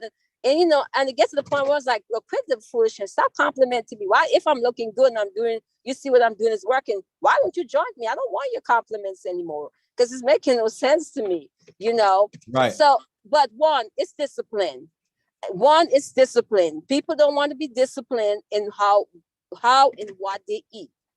And number two, again, the food. The first thing they cried, oh, I can't eat this, I can't eat that. What can I eat? So it's like, I'm a Christian, that I'm a pastor, and we always talk about addictions and people who have strongholds. And these same people would talk about drug addicts, and they would talk about, even people in the Christian community, preaching about drug addicts and people are addicted to drugs. But, people are starting to wake up and realize people are addicted to food and bad eating. And It's something that they, has to be broken. And for them, because it's not the cocaine or the crack or whatever, they don't think it's wrong that, they're so addicted to certain types of food. So when you try to get them to understand it, they're always crying out, what can I eat? And the discipline part of it. So that is it. And I guess, like you said, another thing too, with our people, I don't know, what is it? It's that mindset that if a white person is saying it to you, you believe it and you with it. And if versus a black person like you are, I always tell them, he's a doctor, he's an endocrinologist. Go look up what an endocrinologist do, and you're going to see, this is not somebody that's not fighting what they're doing. But again, if a white endocrinologist is saying it, they're going to listen. Maybe they're going to believe it, and then they're going to do it. Number two, they're always crying out about the cost. Oh, it's so much, it's high, the price is high. So like for individuals I'm dealing with, I tell them, I said, look, you can do, if you think it's high, well, first of all, it costs because of the type of supplements you're getting. Okay, it's quality. It is plant and food based. It's not, your regular, supplements that you're getting that people are producing in mass production, And I tell them, I said, you can go do PayPal, paying forward. You can break up your payments into 4 payments, put it on a budget. But because, the stuff is good and you need it. So, I just wanted to say that you're not the only one that deals with the frustration and trying to help, our community. Again, I am not in your profession. Myself and my husband, we've been talking to people for years. Like I said, since 2000, we've been on this quest. And I'm not going to stay on the reason why we got on this. I literally, and it broke our hearts. Look at our pastor, a man of God who passed away last year in his 40s, suffered a massive stroke and never recovered. And a man with a heart after God and care for people. And we lose them at that time, because after then he never came back. And last year he suffered, and he was in a state until he died because he never recovered from that stroke. Why? Because he had health problems, and it was difficult for him to deal with it. He said it. He said it was hard for him. The doctors keep telling him, you have to make changes. You have to make changes. And I don't even like to use his situation, but I'm just bringing it out. I mean, out of respect for him, but I'm just bringing it out. And after that incident happened, and we lost him then. At that time, we actually lost him. For us, we start to wake up and realize something isn't right, and we have to do right by our body. So I don't know what else, we can just keep campaigning. And lastly, for those celebrities, and some of them, we have to understand that some of them are puppets on a string. They're controlled, and I'm not going to say anymore. They are controlled, and they can do with so much. That's all I wanted to say. Right. And it's funny, right? So the post that I did last week with the obese, 5 obese black women, right? It might have been more of them, right? Was it 5 or 7? 5 of them. I think it was 5. I think it was 5, right? All right. The joke came into my head. It seemed there were more of them, but no, I ain't gonna say it though. But anyway, somebody made a comment like, "Why these health niggas always talking, I'm telling people what to eat. So I'm not a doctor anymore because I'm black. I'm a health nigga. Oh my God. So it's like the mentality. So I'm laughing because I'm like, we need to have the conversation. We need to vent. Everybody needs to vent. And part of the venting is, all right, what problem do you have with me? I'm trying to help. All right, what's the problem? Well, you health niggas, man. You try to restrict what people eat, blah, blah, blah. It's like, okay, all right, so slow down. I've studied the human body. I know how it works. I know what's poison to you. So if I advise you, all right, you shouldn't put that into your body, right? Mm-hmm. You should not be looking at it like I'm, trying to control you. I'm educating, right? Yes. So education, right? I don't want to dictate to anybody. That's why you hear us so many times on, when we're doing this clinic, we say you can do whatever you like. But here's our recommendation though. Here's what we recommend. We recommend that you go plant-based. We recommend, hold on one second. This guy's phone is vibrating. All right, there we go. Right. We recommend that you go plant-based, that you cut out meat, you cut out dairy, you cut out these toxins, you cut out fast foods. Why? Because it's going to prolong your life. Now, what not a lot of you guys know, our behind the scenes, our back end guy, right? He's very adept, very knowledgeable in Egypt, ancient Egypt, and that Egyptian system, Egyptian way of life, and that.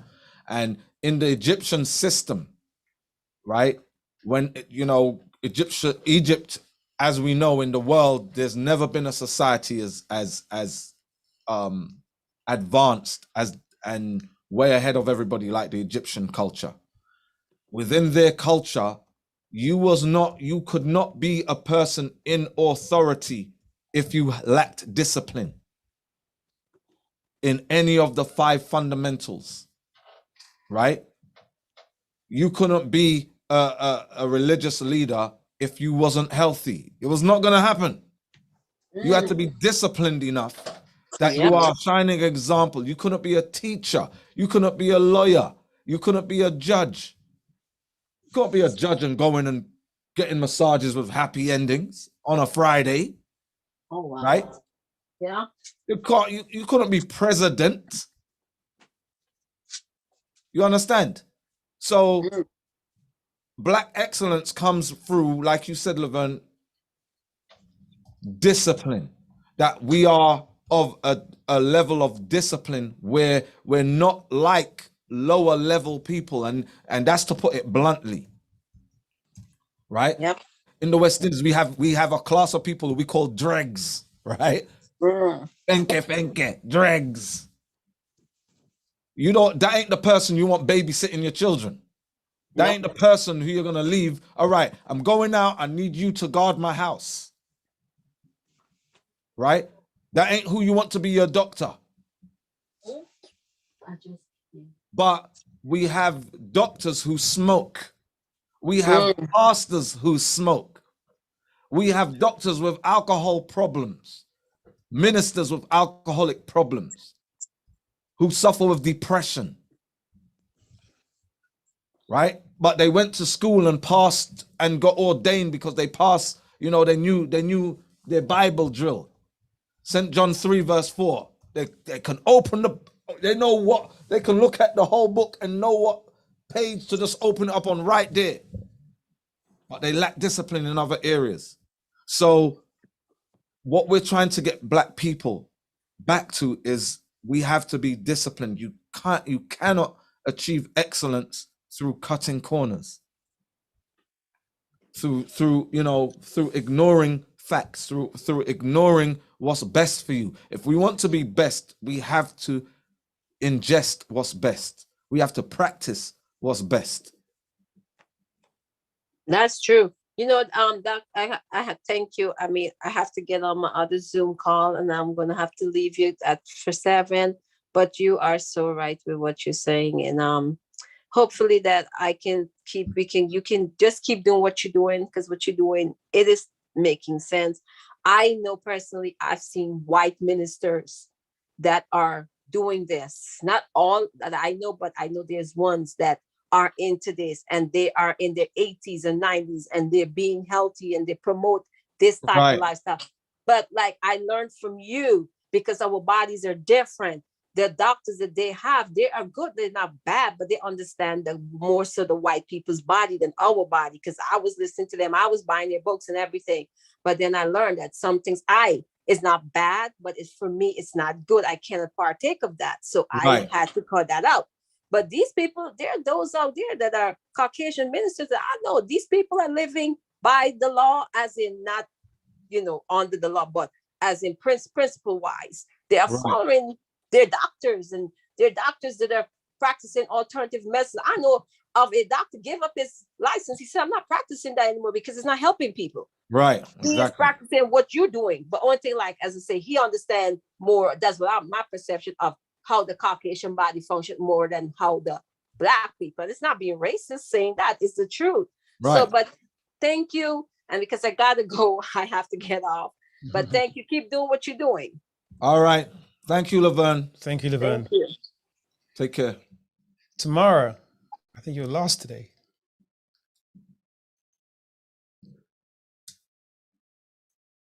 You're still on mute, Tamara. Oh, sorry. It's been a while. Yeah. And I've actually got my camera on today. Can you imagine? Yes, there you go. That was a special occasion. It must be Thanksgiving. Amen. It's not really a question. I don't know if it's kind of off the back of what Laverne just said. I'm sitting here listening. I haven't been on this call for a while, but a lot of the subjects that you've been talking about, I've been speaking about, like, kind of generally. I don't know if you agree with me, but do you think that the reason why Black people are not taking up on these programs and protocols is because, I don't know, my personal opinion is there's various different prongs to this situation. I think one of them is that we've been conditioned to always think that we're the second-class citizens. So throughout the generations, Black people have always been looked upon as if we're illiterate, we're dumb, we don't know what we're talking about. They've took our powers away from us. They've wanted to make us feel less of a citizen than the white man. So naturally and by default, if a Black person comes along with something that's going to be, amazing and help people, Black people are going to look and think, well, what do you know? You're thick like me, because we've been conditioned and programmed to feel that way. And that needs to change. And this is why, like, I can talk for days, and yes, I'm a rebel, but I feel like some people have to be that person to guide people and to say something.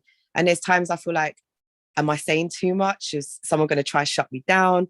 And I know my mouth can run like forever, but also I think as well, as I said, I don't know if you agree with me, it's just my perspective, but also as well, I think we've been again conditioned to be competitive with each other. You look at all different nations and races, like Asians, Chinese, they could have conflict, but when it comes to standing together, if they need to, they're going to build their brother up. Whereas Black people, if you try to get on that ladder, the next man's going to try and pull you down. So what you're trying to do is help a next Black woman out, but because of the competition, like you said, they're calling you health niggers. What's that all about? If a white man was to say exactly what you said, they'd look at him with the utmost respect and take on board what he's saying. And that's the mentality that needs to change in the Black community. And also as well, I think Black people, as well as society in general, we've been conditioned that quick fixes is the only way, because we've been bombarded so much with different things. Like, you look at the water, you look at the food, you look at the air, you look at everything that's literally killing us. People are panicking. So it's like, well, is this a quick fix? I need it now. And that's what they'll end up doing. So they're pushing people so far with their back against the wall that the only option they feel to do is the quick fix. I mean, look at the situation we're living in right now with the vid. Let's call it the vid. You know what I mean? The vid situation. Right. The COVID. You know, you can instead say of teaching COVID-19, coronavirus. You see, don't be conditioned to the point where you think you're gonna get censored on this show. You ain't getting censored. All right, let's just say, well, you know what? Say it on any other show. Trust me, they'll take your post down. They take it like cancel culture. Let's call it that. But I'm on a real show right now, so I'll speak my truth. But yeah, with COVID-19, they've conditioned and put so much fear into people. People have lost all sense of reality. It's like, what does your grandmother tell you? Drink herbs, boil leaf, do this, do that. All of a sudden now, that's gone out the window. What? Because the white man tells us that none of that works. And we got to take vaccine to make our bodies healthy, even though, so there's so many different elements to what Black people have been conditioned to do. It's such a shame because what you're doing is such an amazing job and more people need to know about it to be able to believe. Because like I said, if it was a white man sitting there right now in his suit talking, everybody would be buying it. All right, so I just had Mr. Breaks here look up. There's this documentary that everybody needs to watch. It's by Adam Curtis, and it's called The Power of Nightmares, right? And that documentary basically, it's for, I think it's from like either the early 2000s or probably like the early 2000s. That's when I watched it. And it's about how governments use fear to control and make changes in law, to control their citizens, to make changes in law, and even on a global level, right? Right? So the power of nightmares was to say, right, in order to control society, we always need an enemy. In order for us to feel safe, we've got to identify an enemy and to declare war on that enemy. I say, we're protecting you, you know, and the conditioning that's been done on, you know, to do with COVID, right? The lockdowns, all those things. This was the power of nightmares. They used that principle that this guy was talking about in this documentary, right? Watch that documentary.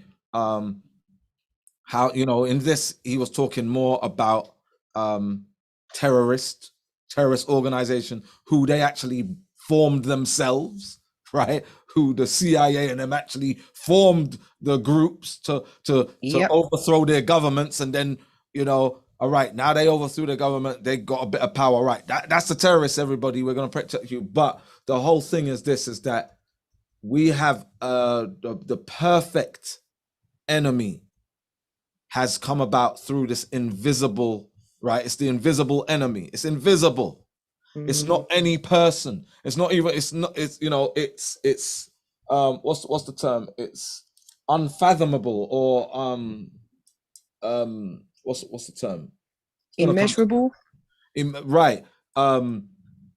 Intangible.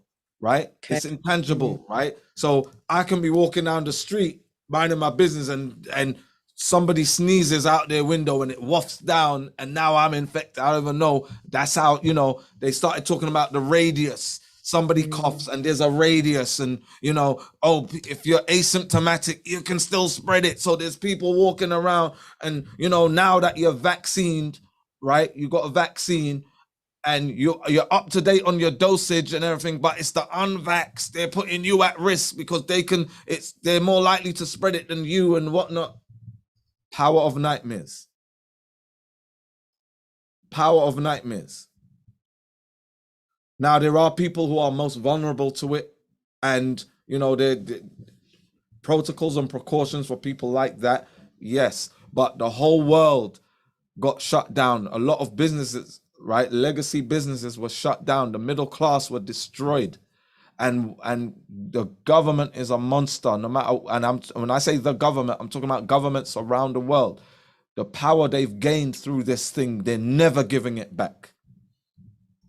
They're never, you know, once you get the sweet taste of a power, you don't ever want to give it back. And it's funny because health has become the thing. Whether it's physiological health, mental health, right? Spiritual health, if you will, right? All of the health is the topic. So we have to be in the best of health.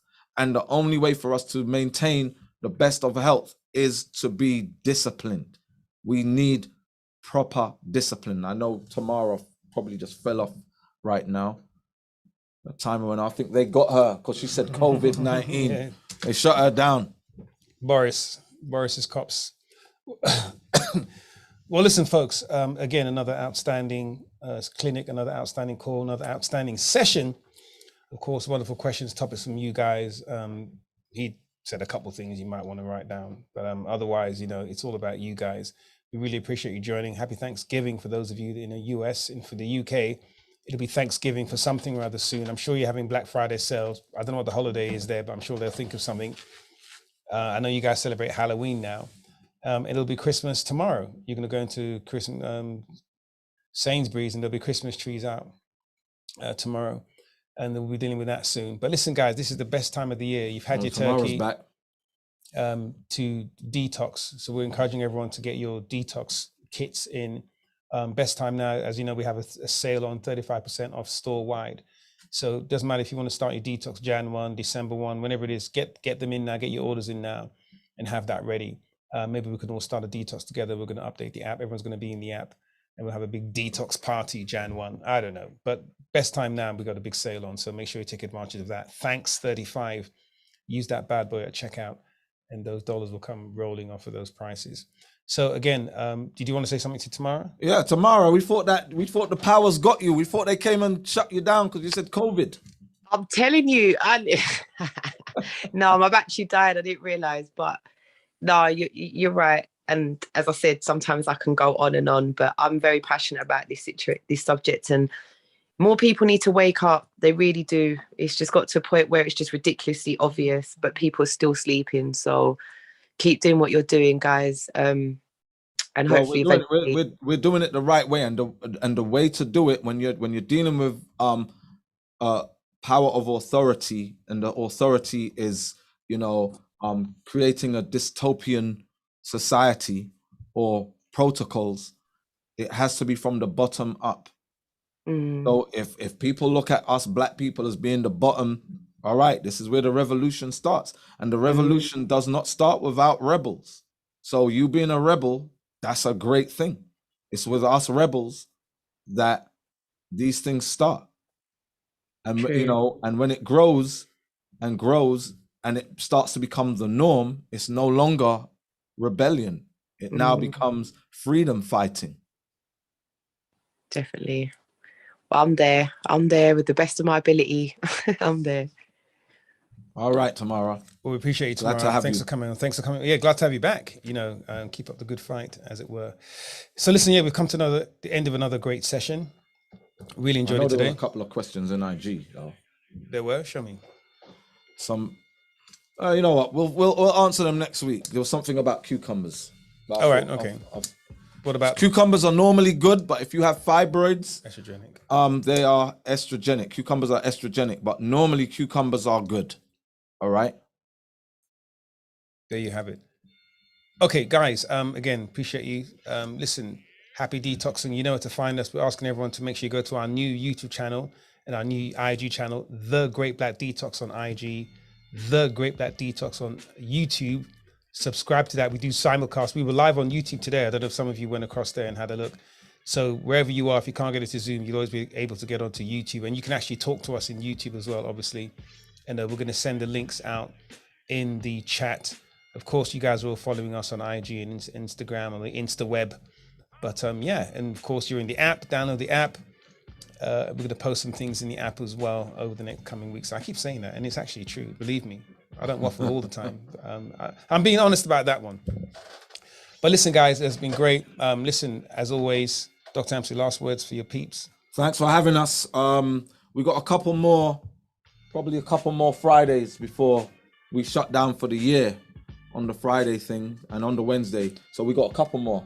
Yeah, because on the 7th. Because he's abandoning us, everybody. He's going Ghana.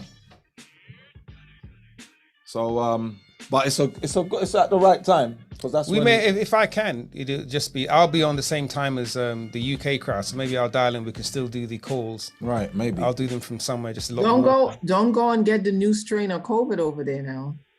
Ghana's got a new strain of COVID. Well, I think it's South Africa. In South. Well, listen, they're saying they're blocking travel from 6 countries in Southern Africa because there's, one person. As of Monday, they're going to be doing it in the Belgium. US, but you do realize that every countries every 90 days there's a new strain. And What's the new? There's a new virus. Starts with an M. What's it called? Gamma strain. I don't know. No, there's a virus. It's a new one. I don't know. Yeah, and apparently they've got the vaccine for it prepared already. Just let you know. Yeah. Of course. But yes, so United States from December the 8th, if you're traveling to the United States and you're not a resident of the United States, you have to get the vaccine to come to America. So you guys check that out. So if you're coming here on holiday and you're not. They said that last month. Didn't they say that for November? November the 8th was the December the 8th. But it doesn't matter. The fact of the matter is that Biden's passed this law. So it's a backdoor mandatory vaccine. If you're coming to America and you're not a resident, you have to get the vaccine. So it tells you right there what they're trying to do. If you know a guy that knows a guy. Yeah. So this is where the world is going. Sorry, it's really strange you say that, because when you read the small print, it says that you need to have a vaccine, but then it goes on to say if you don't have a vaccine, what you have to do. So it's really strange that they tell you that you have to have a vaccine, but then it goes on to tell you how what you have to go through if you don't have a vaccine. So which tells us that they're telling you that you have to have a vaccine, but you don't really have to. Okay, right. So what's if you don't have a vaccine, what do you have to do then?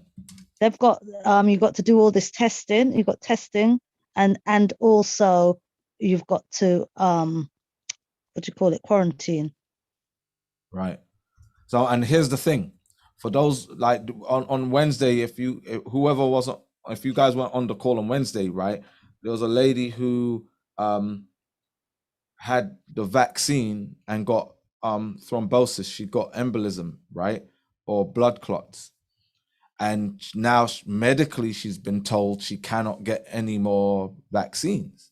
And this is happening with a lot of people being told that they can't get the vaccine because it causes coagulation in their blood, right? So imagine those people who can't get the vaccine wanting to come to a country. It's like, nah, you can't come then. That's not, well, when people have exemptions, that's right. The thing where they say that you're treated as though you have had the vaccine. I don't know how it works in different countries, because you have to look at the laws that they passed and then see how it's been tested, because right. The thing is that the law is the law until the law is not the law until it's been tested. Right. I'm saying the law is not the law until it's been tested. And what's going on in this country is that Supreme Court rulings are shutting down mandates anyway. All the mandates. Well, exactly, because courts are ruling against them. That's right, because there's nothing until when it's been tested, and it's tested in a court case. Yeah. And so when that's the whole point with laws. They bring out laws, and then somebody has to go up against it, and because people are just for some reason rolling over. They're being able to get away, but as soon as somebody starts to test it, then you see that it's being overruled. And that's the thing about being a rebel. Being a rebel means that when you have a gun up against my head and you're about to pull the trigger, then I will do it.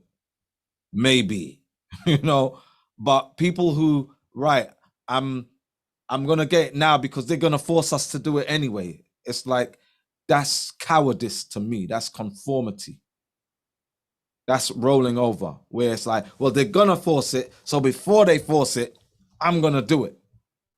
It's like, even when they pass a law, right? Even when they pass the law, don't do it until it's tested.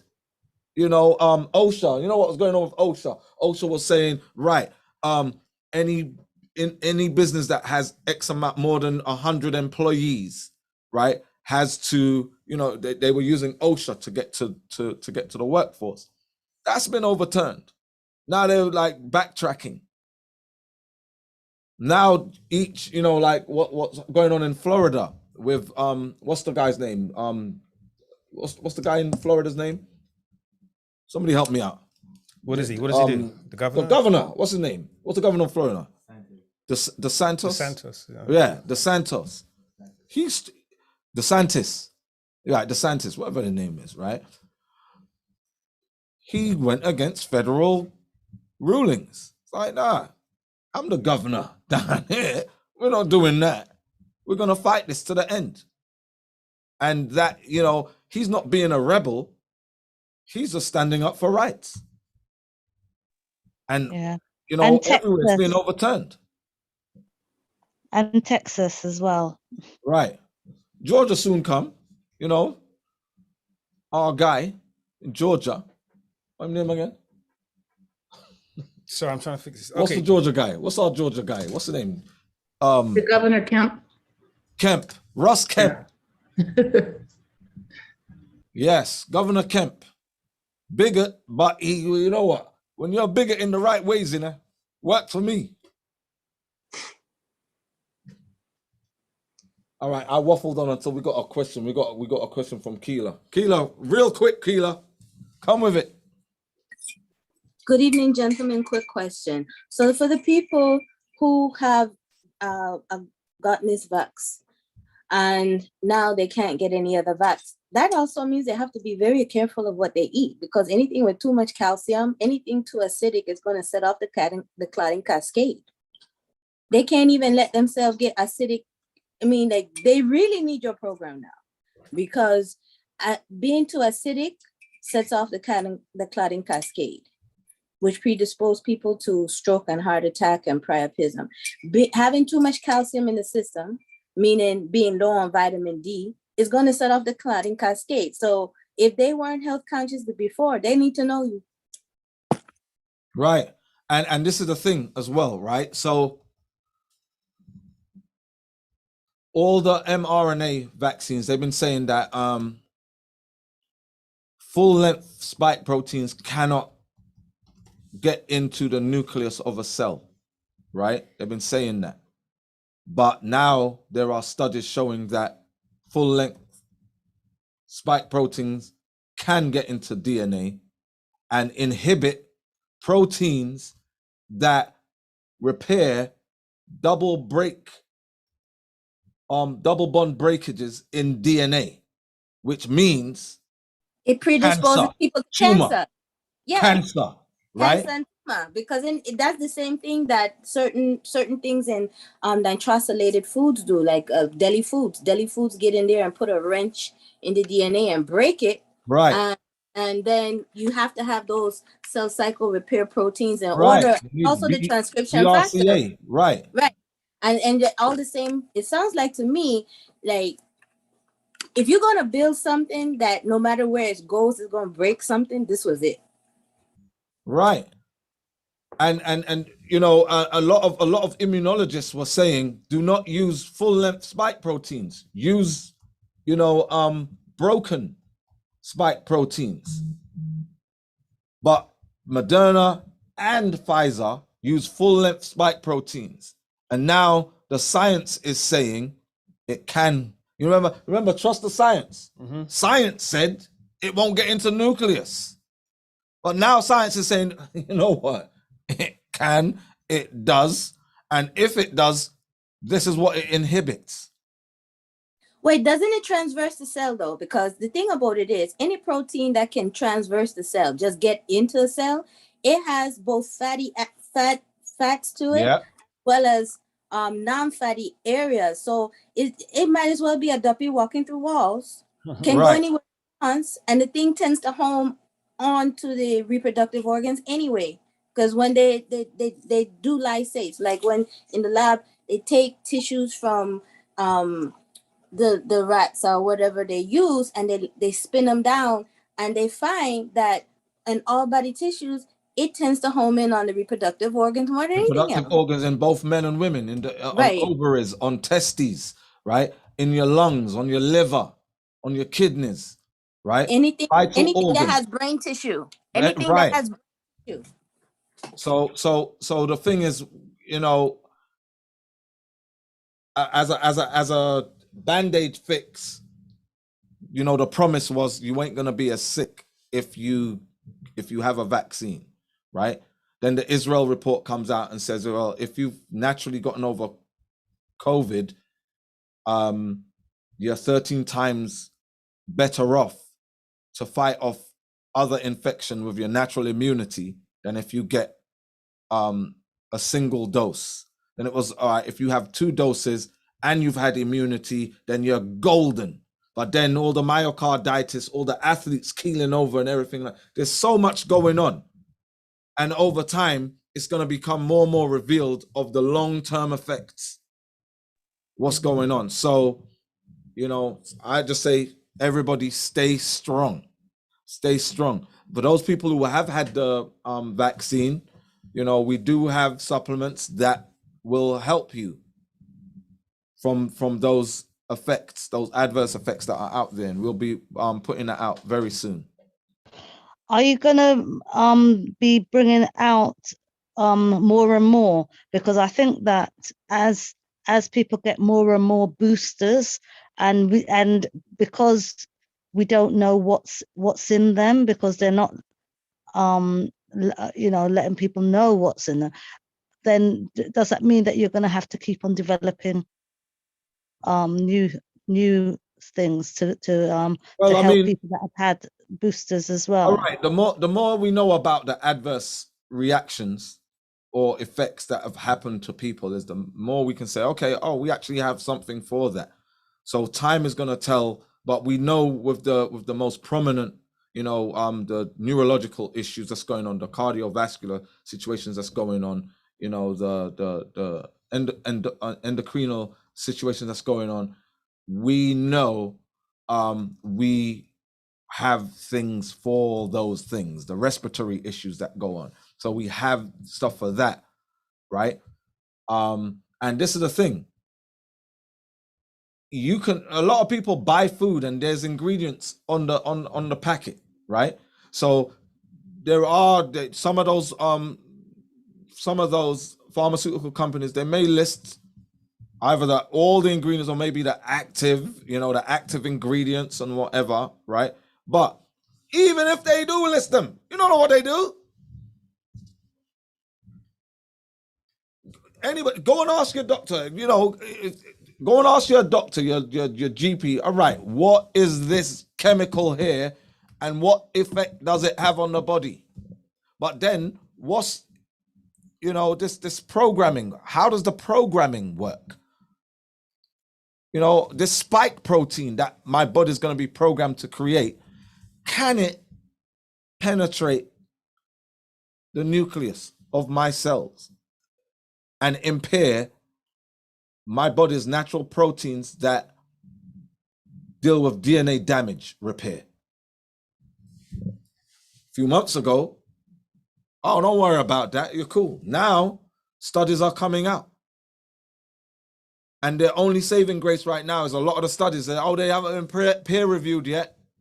We don't know what under what conditions yet and whatever. So they're holding off. So there's a lot of stuff that was going around, that's been going around about women with their menstrual cycles and the issue of infertility. So as it stands, there's no official, right? There is no official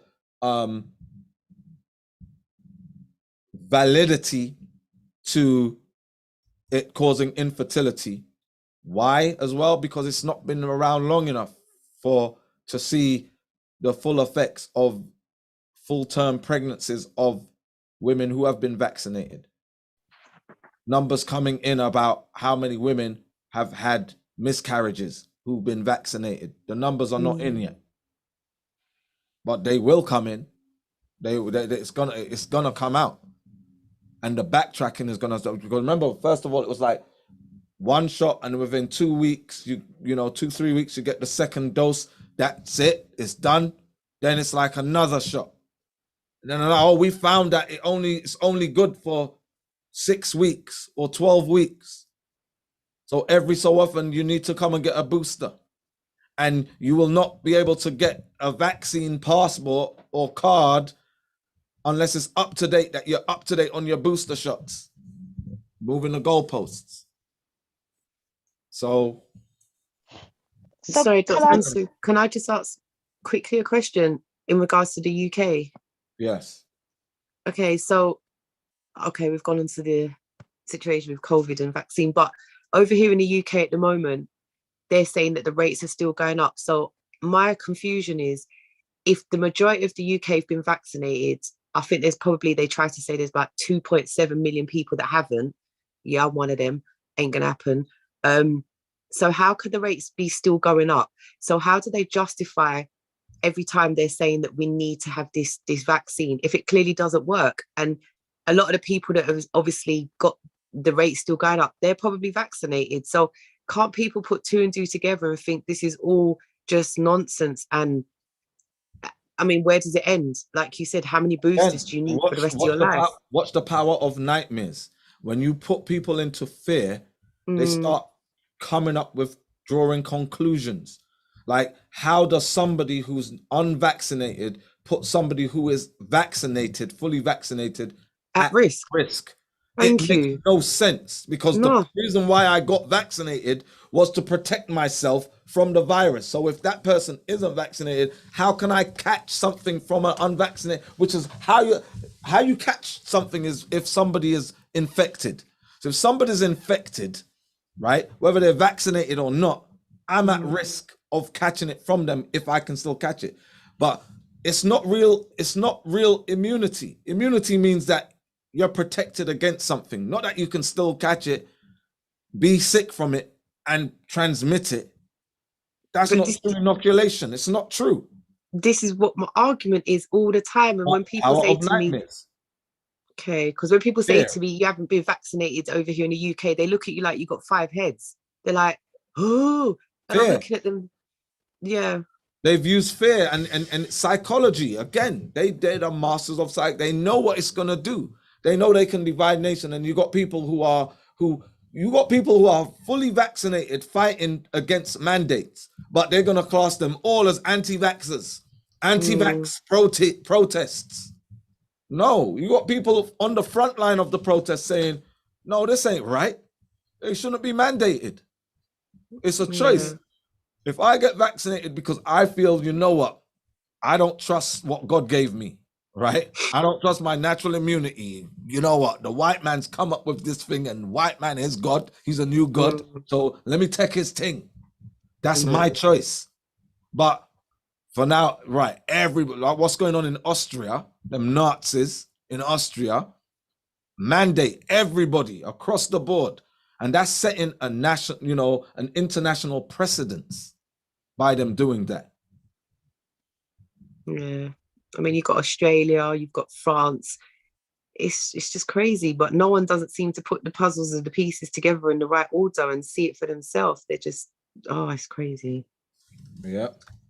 But yeah, I just wanted to just ask if it was just me that thought things just don't make sense at all.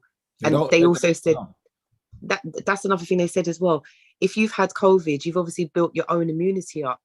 So how is it so many people have had COVID, but they haven't checked what level of immunity you've got before they go pushing this thing in your arm? Because now your body's going to go into overdrive. And this is why some people are having all these effects, because they haven't checked your immunity naturally. And this is messing up your system.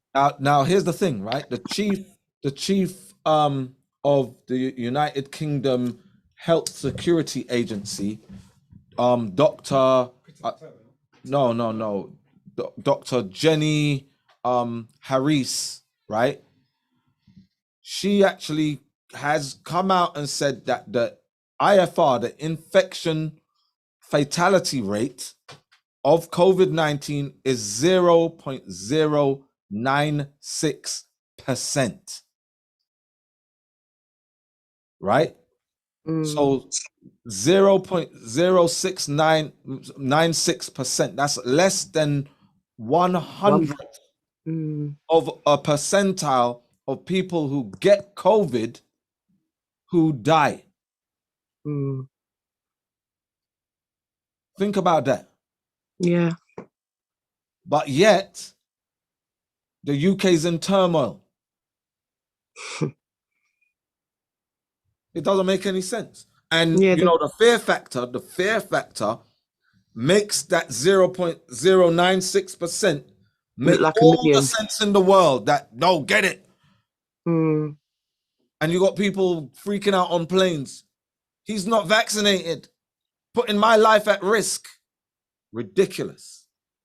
They won't even joke up my kids and everything now. And I'm like, no, why? I've had COVID and I'm still here.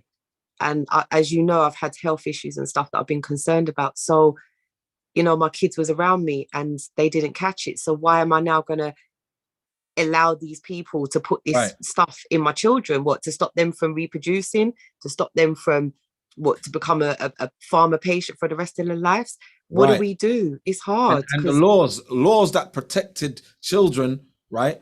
Meaning you need parental consent. They're overturning that. So that children, they go to school and don't worry about what your mom's saying or your dad's saying, what your parents are saying. If you want to take this jab, you take it. You do, you know, there's some free Kentucky, right? There's some free KFC for you. Yeah. If you take the jab. You're hungry, right? You look hungry. Take the jab. Get some free KFC over there. And your child comes home, I took the vaccine. They're overturning laws. And again, I have to tell my kids every day, if anyone comes near you, you run. Don't let no one think it's terrible. There's even things on the internet that kids can look up and they tell them ways to lie to their parents, to tell them they're going to their friends and they've gone to do this to go and get vaccine. So how is that about health? Well, I told mine, I say, if they come into school and they tell you anything about injection, just ask the teacher to excuse to go to the bathroom and run down to school. Yeah. Just run home. And this is the thing, is that healthy people, when you start, the thing about vaccines is when you start administering to people who are healthy, right? If somebody's sick, somebody has cancer, they choose, right, I'm going to go for chemo, radiology, whatever, radiotherapy, whatever form of therapy it is, they opt in, right? Here, it's being mandated, right?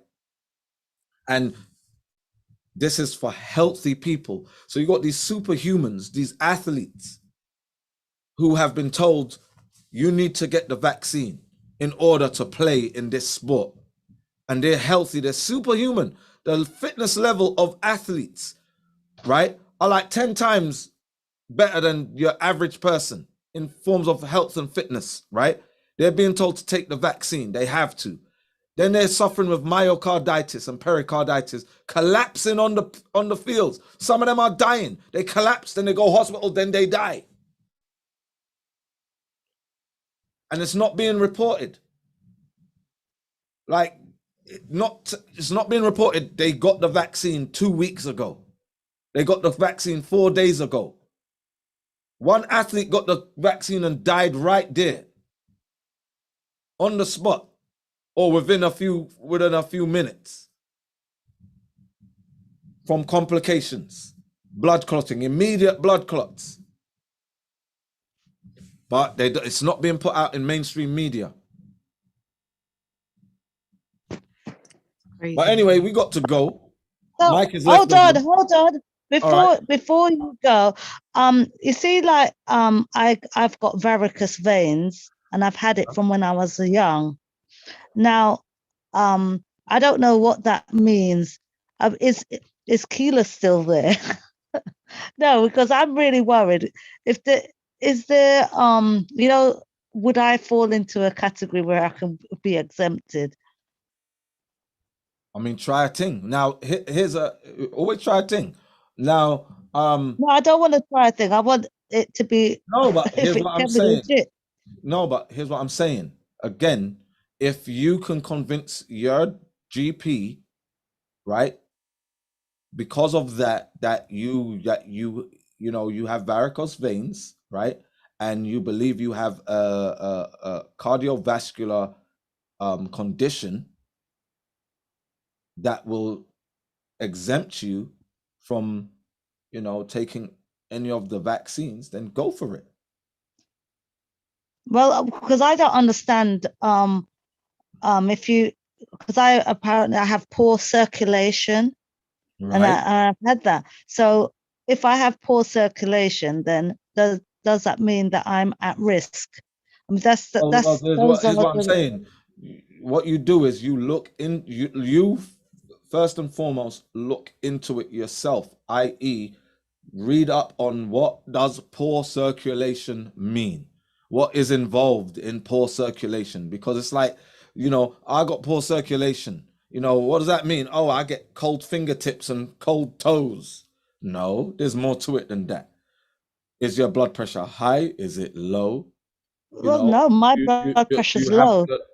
In your full blood count, are there deficiencies? Where are those deficiencies? Do you have coagulant factors going on that are too high?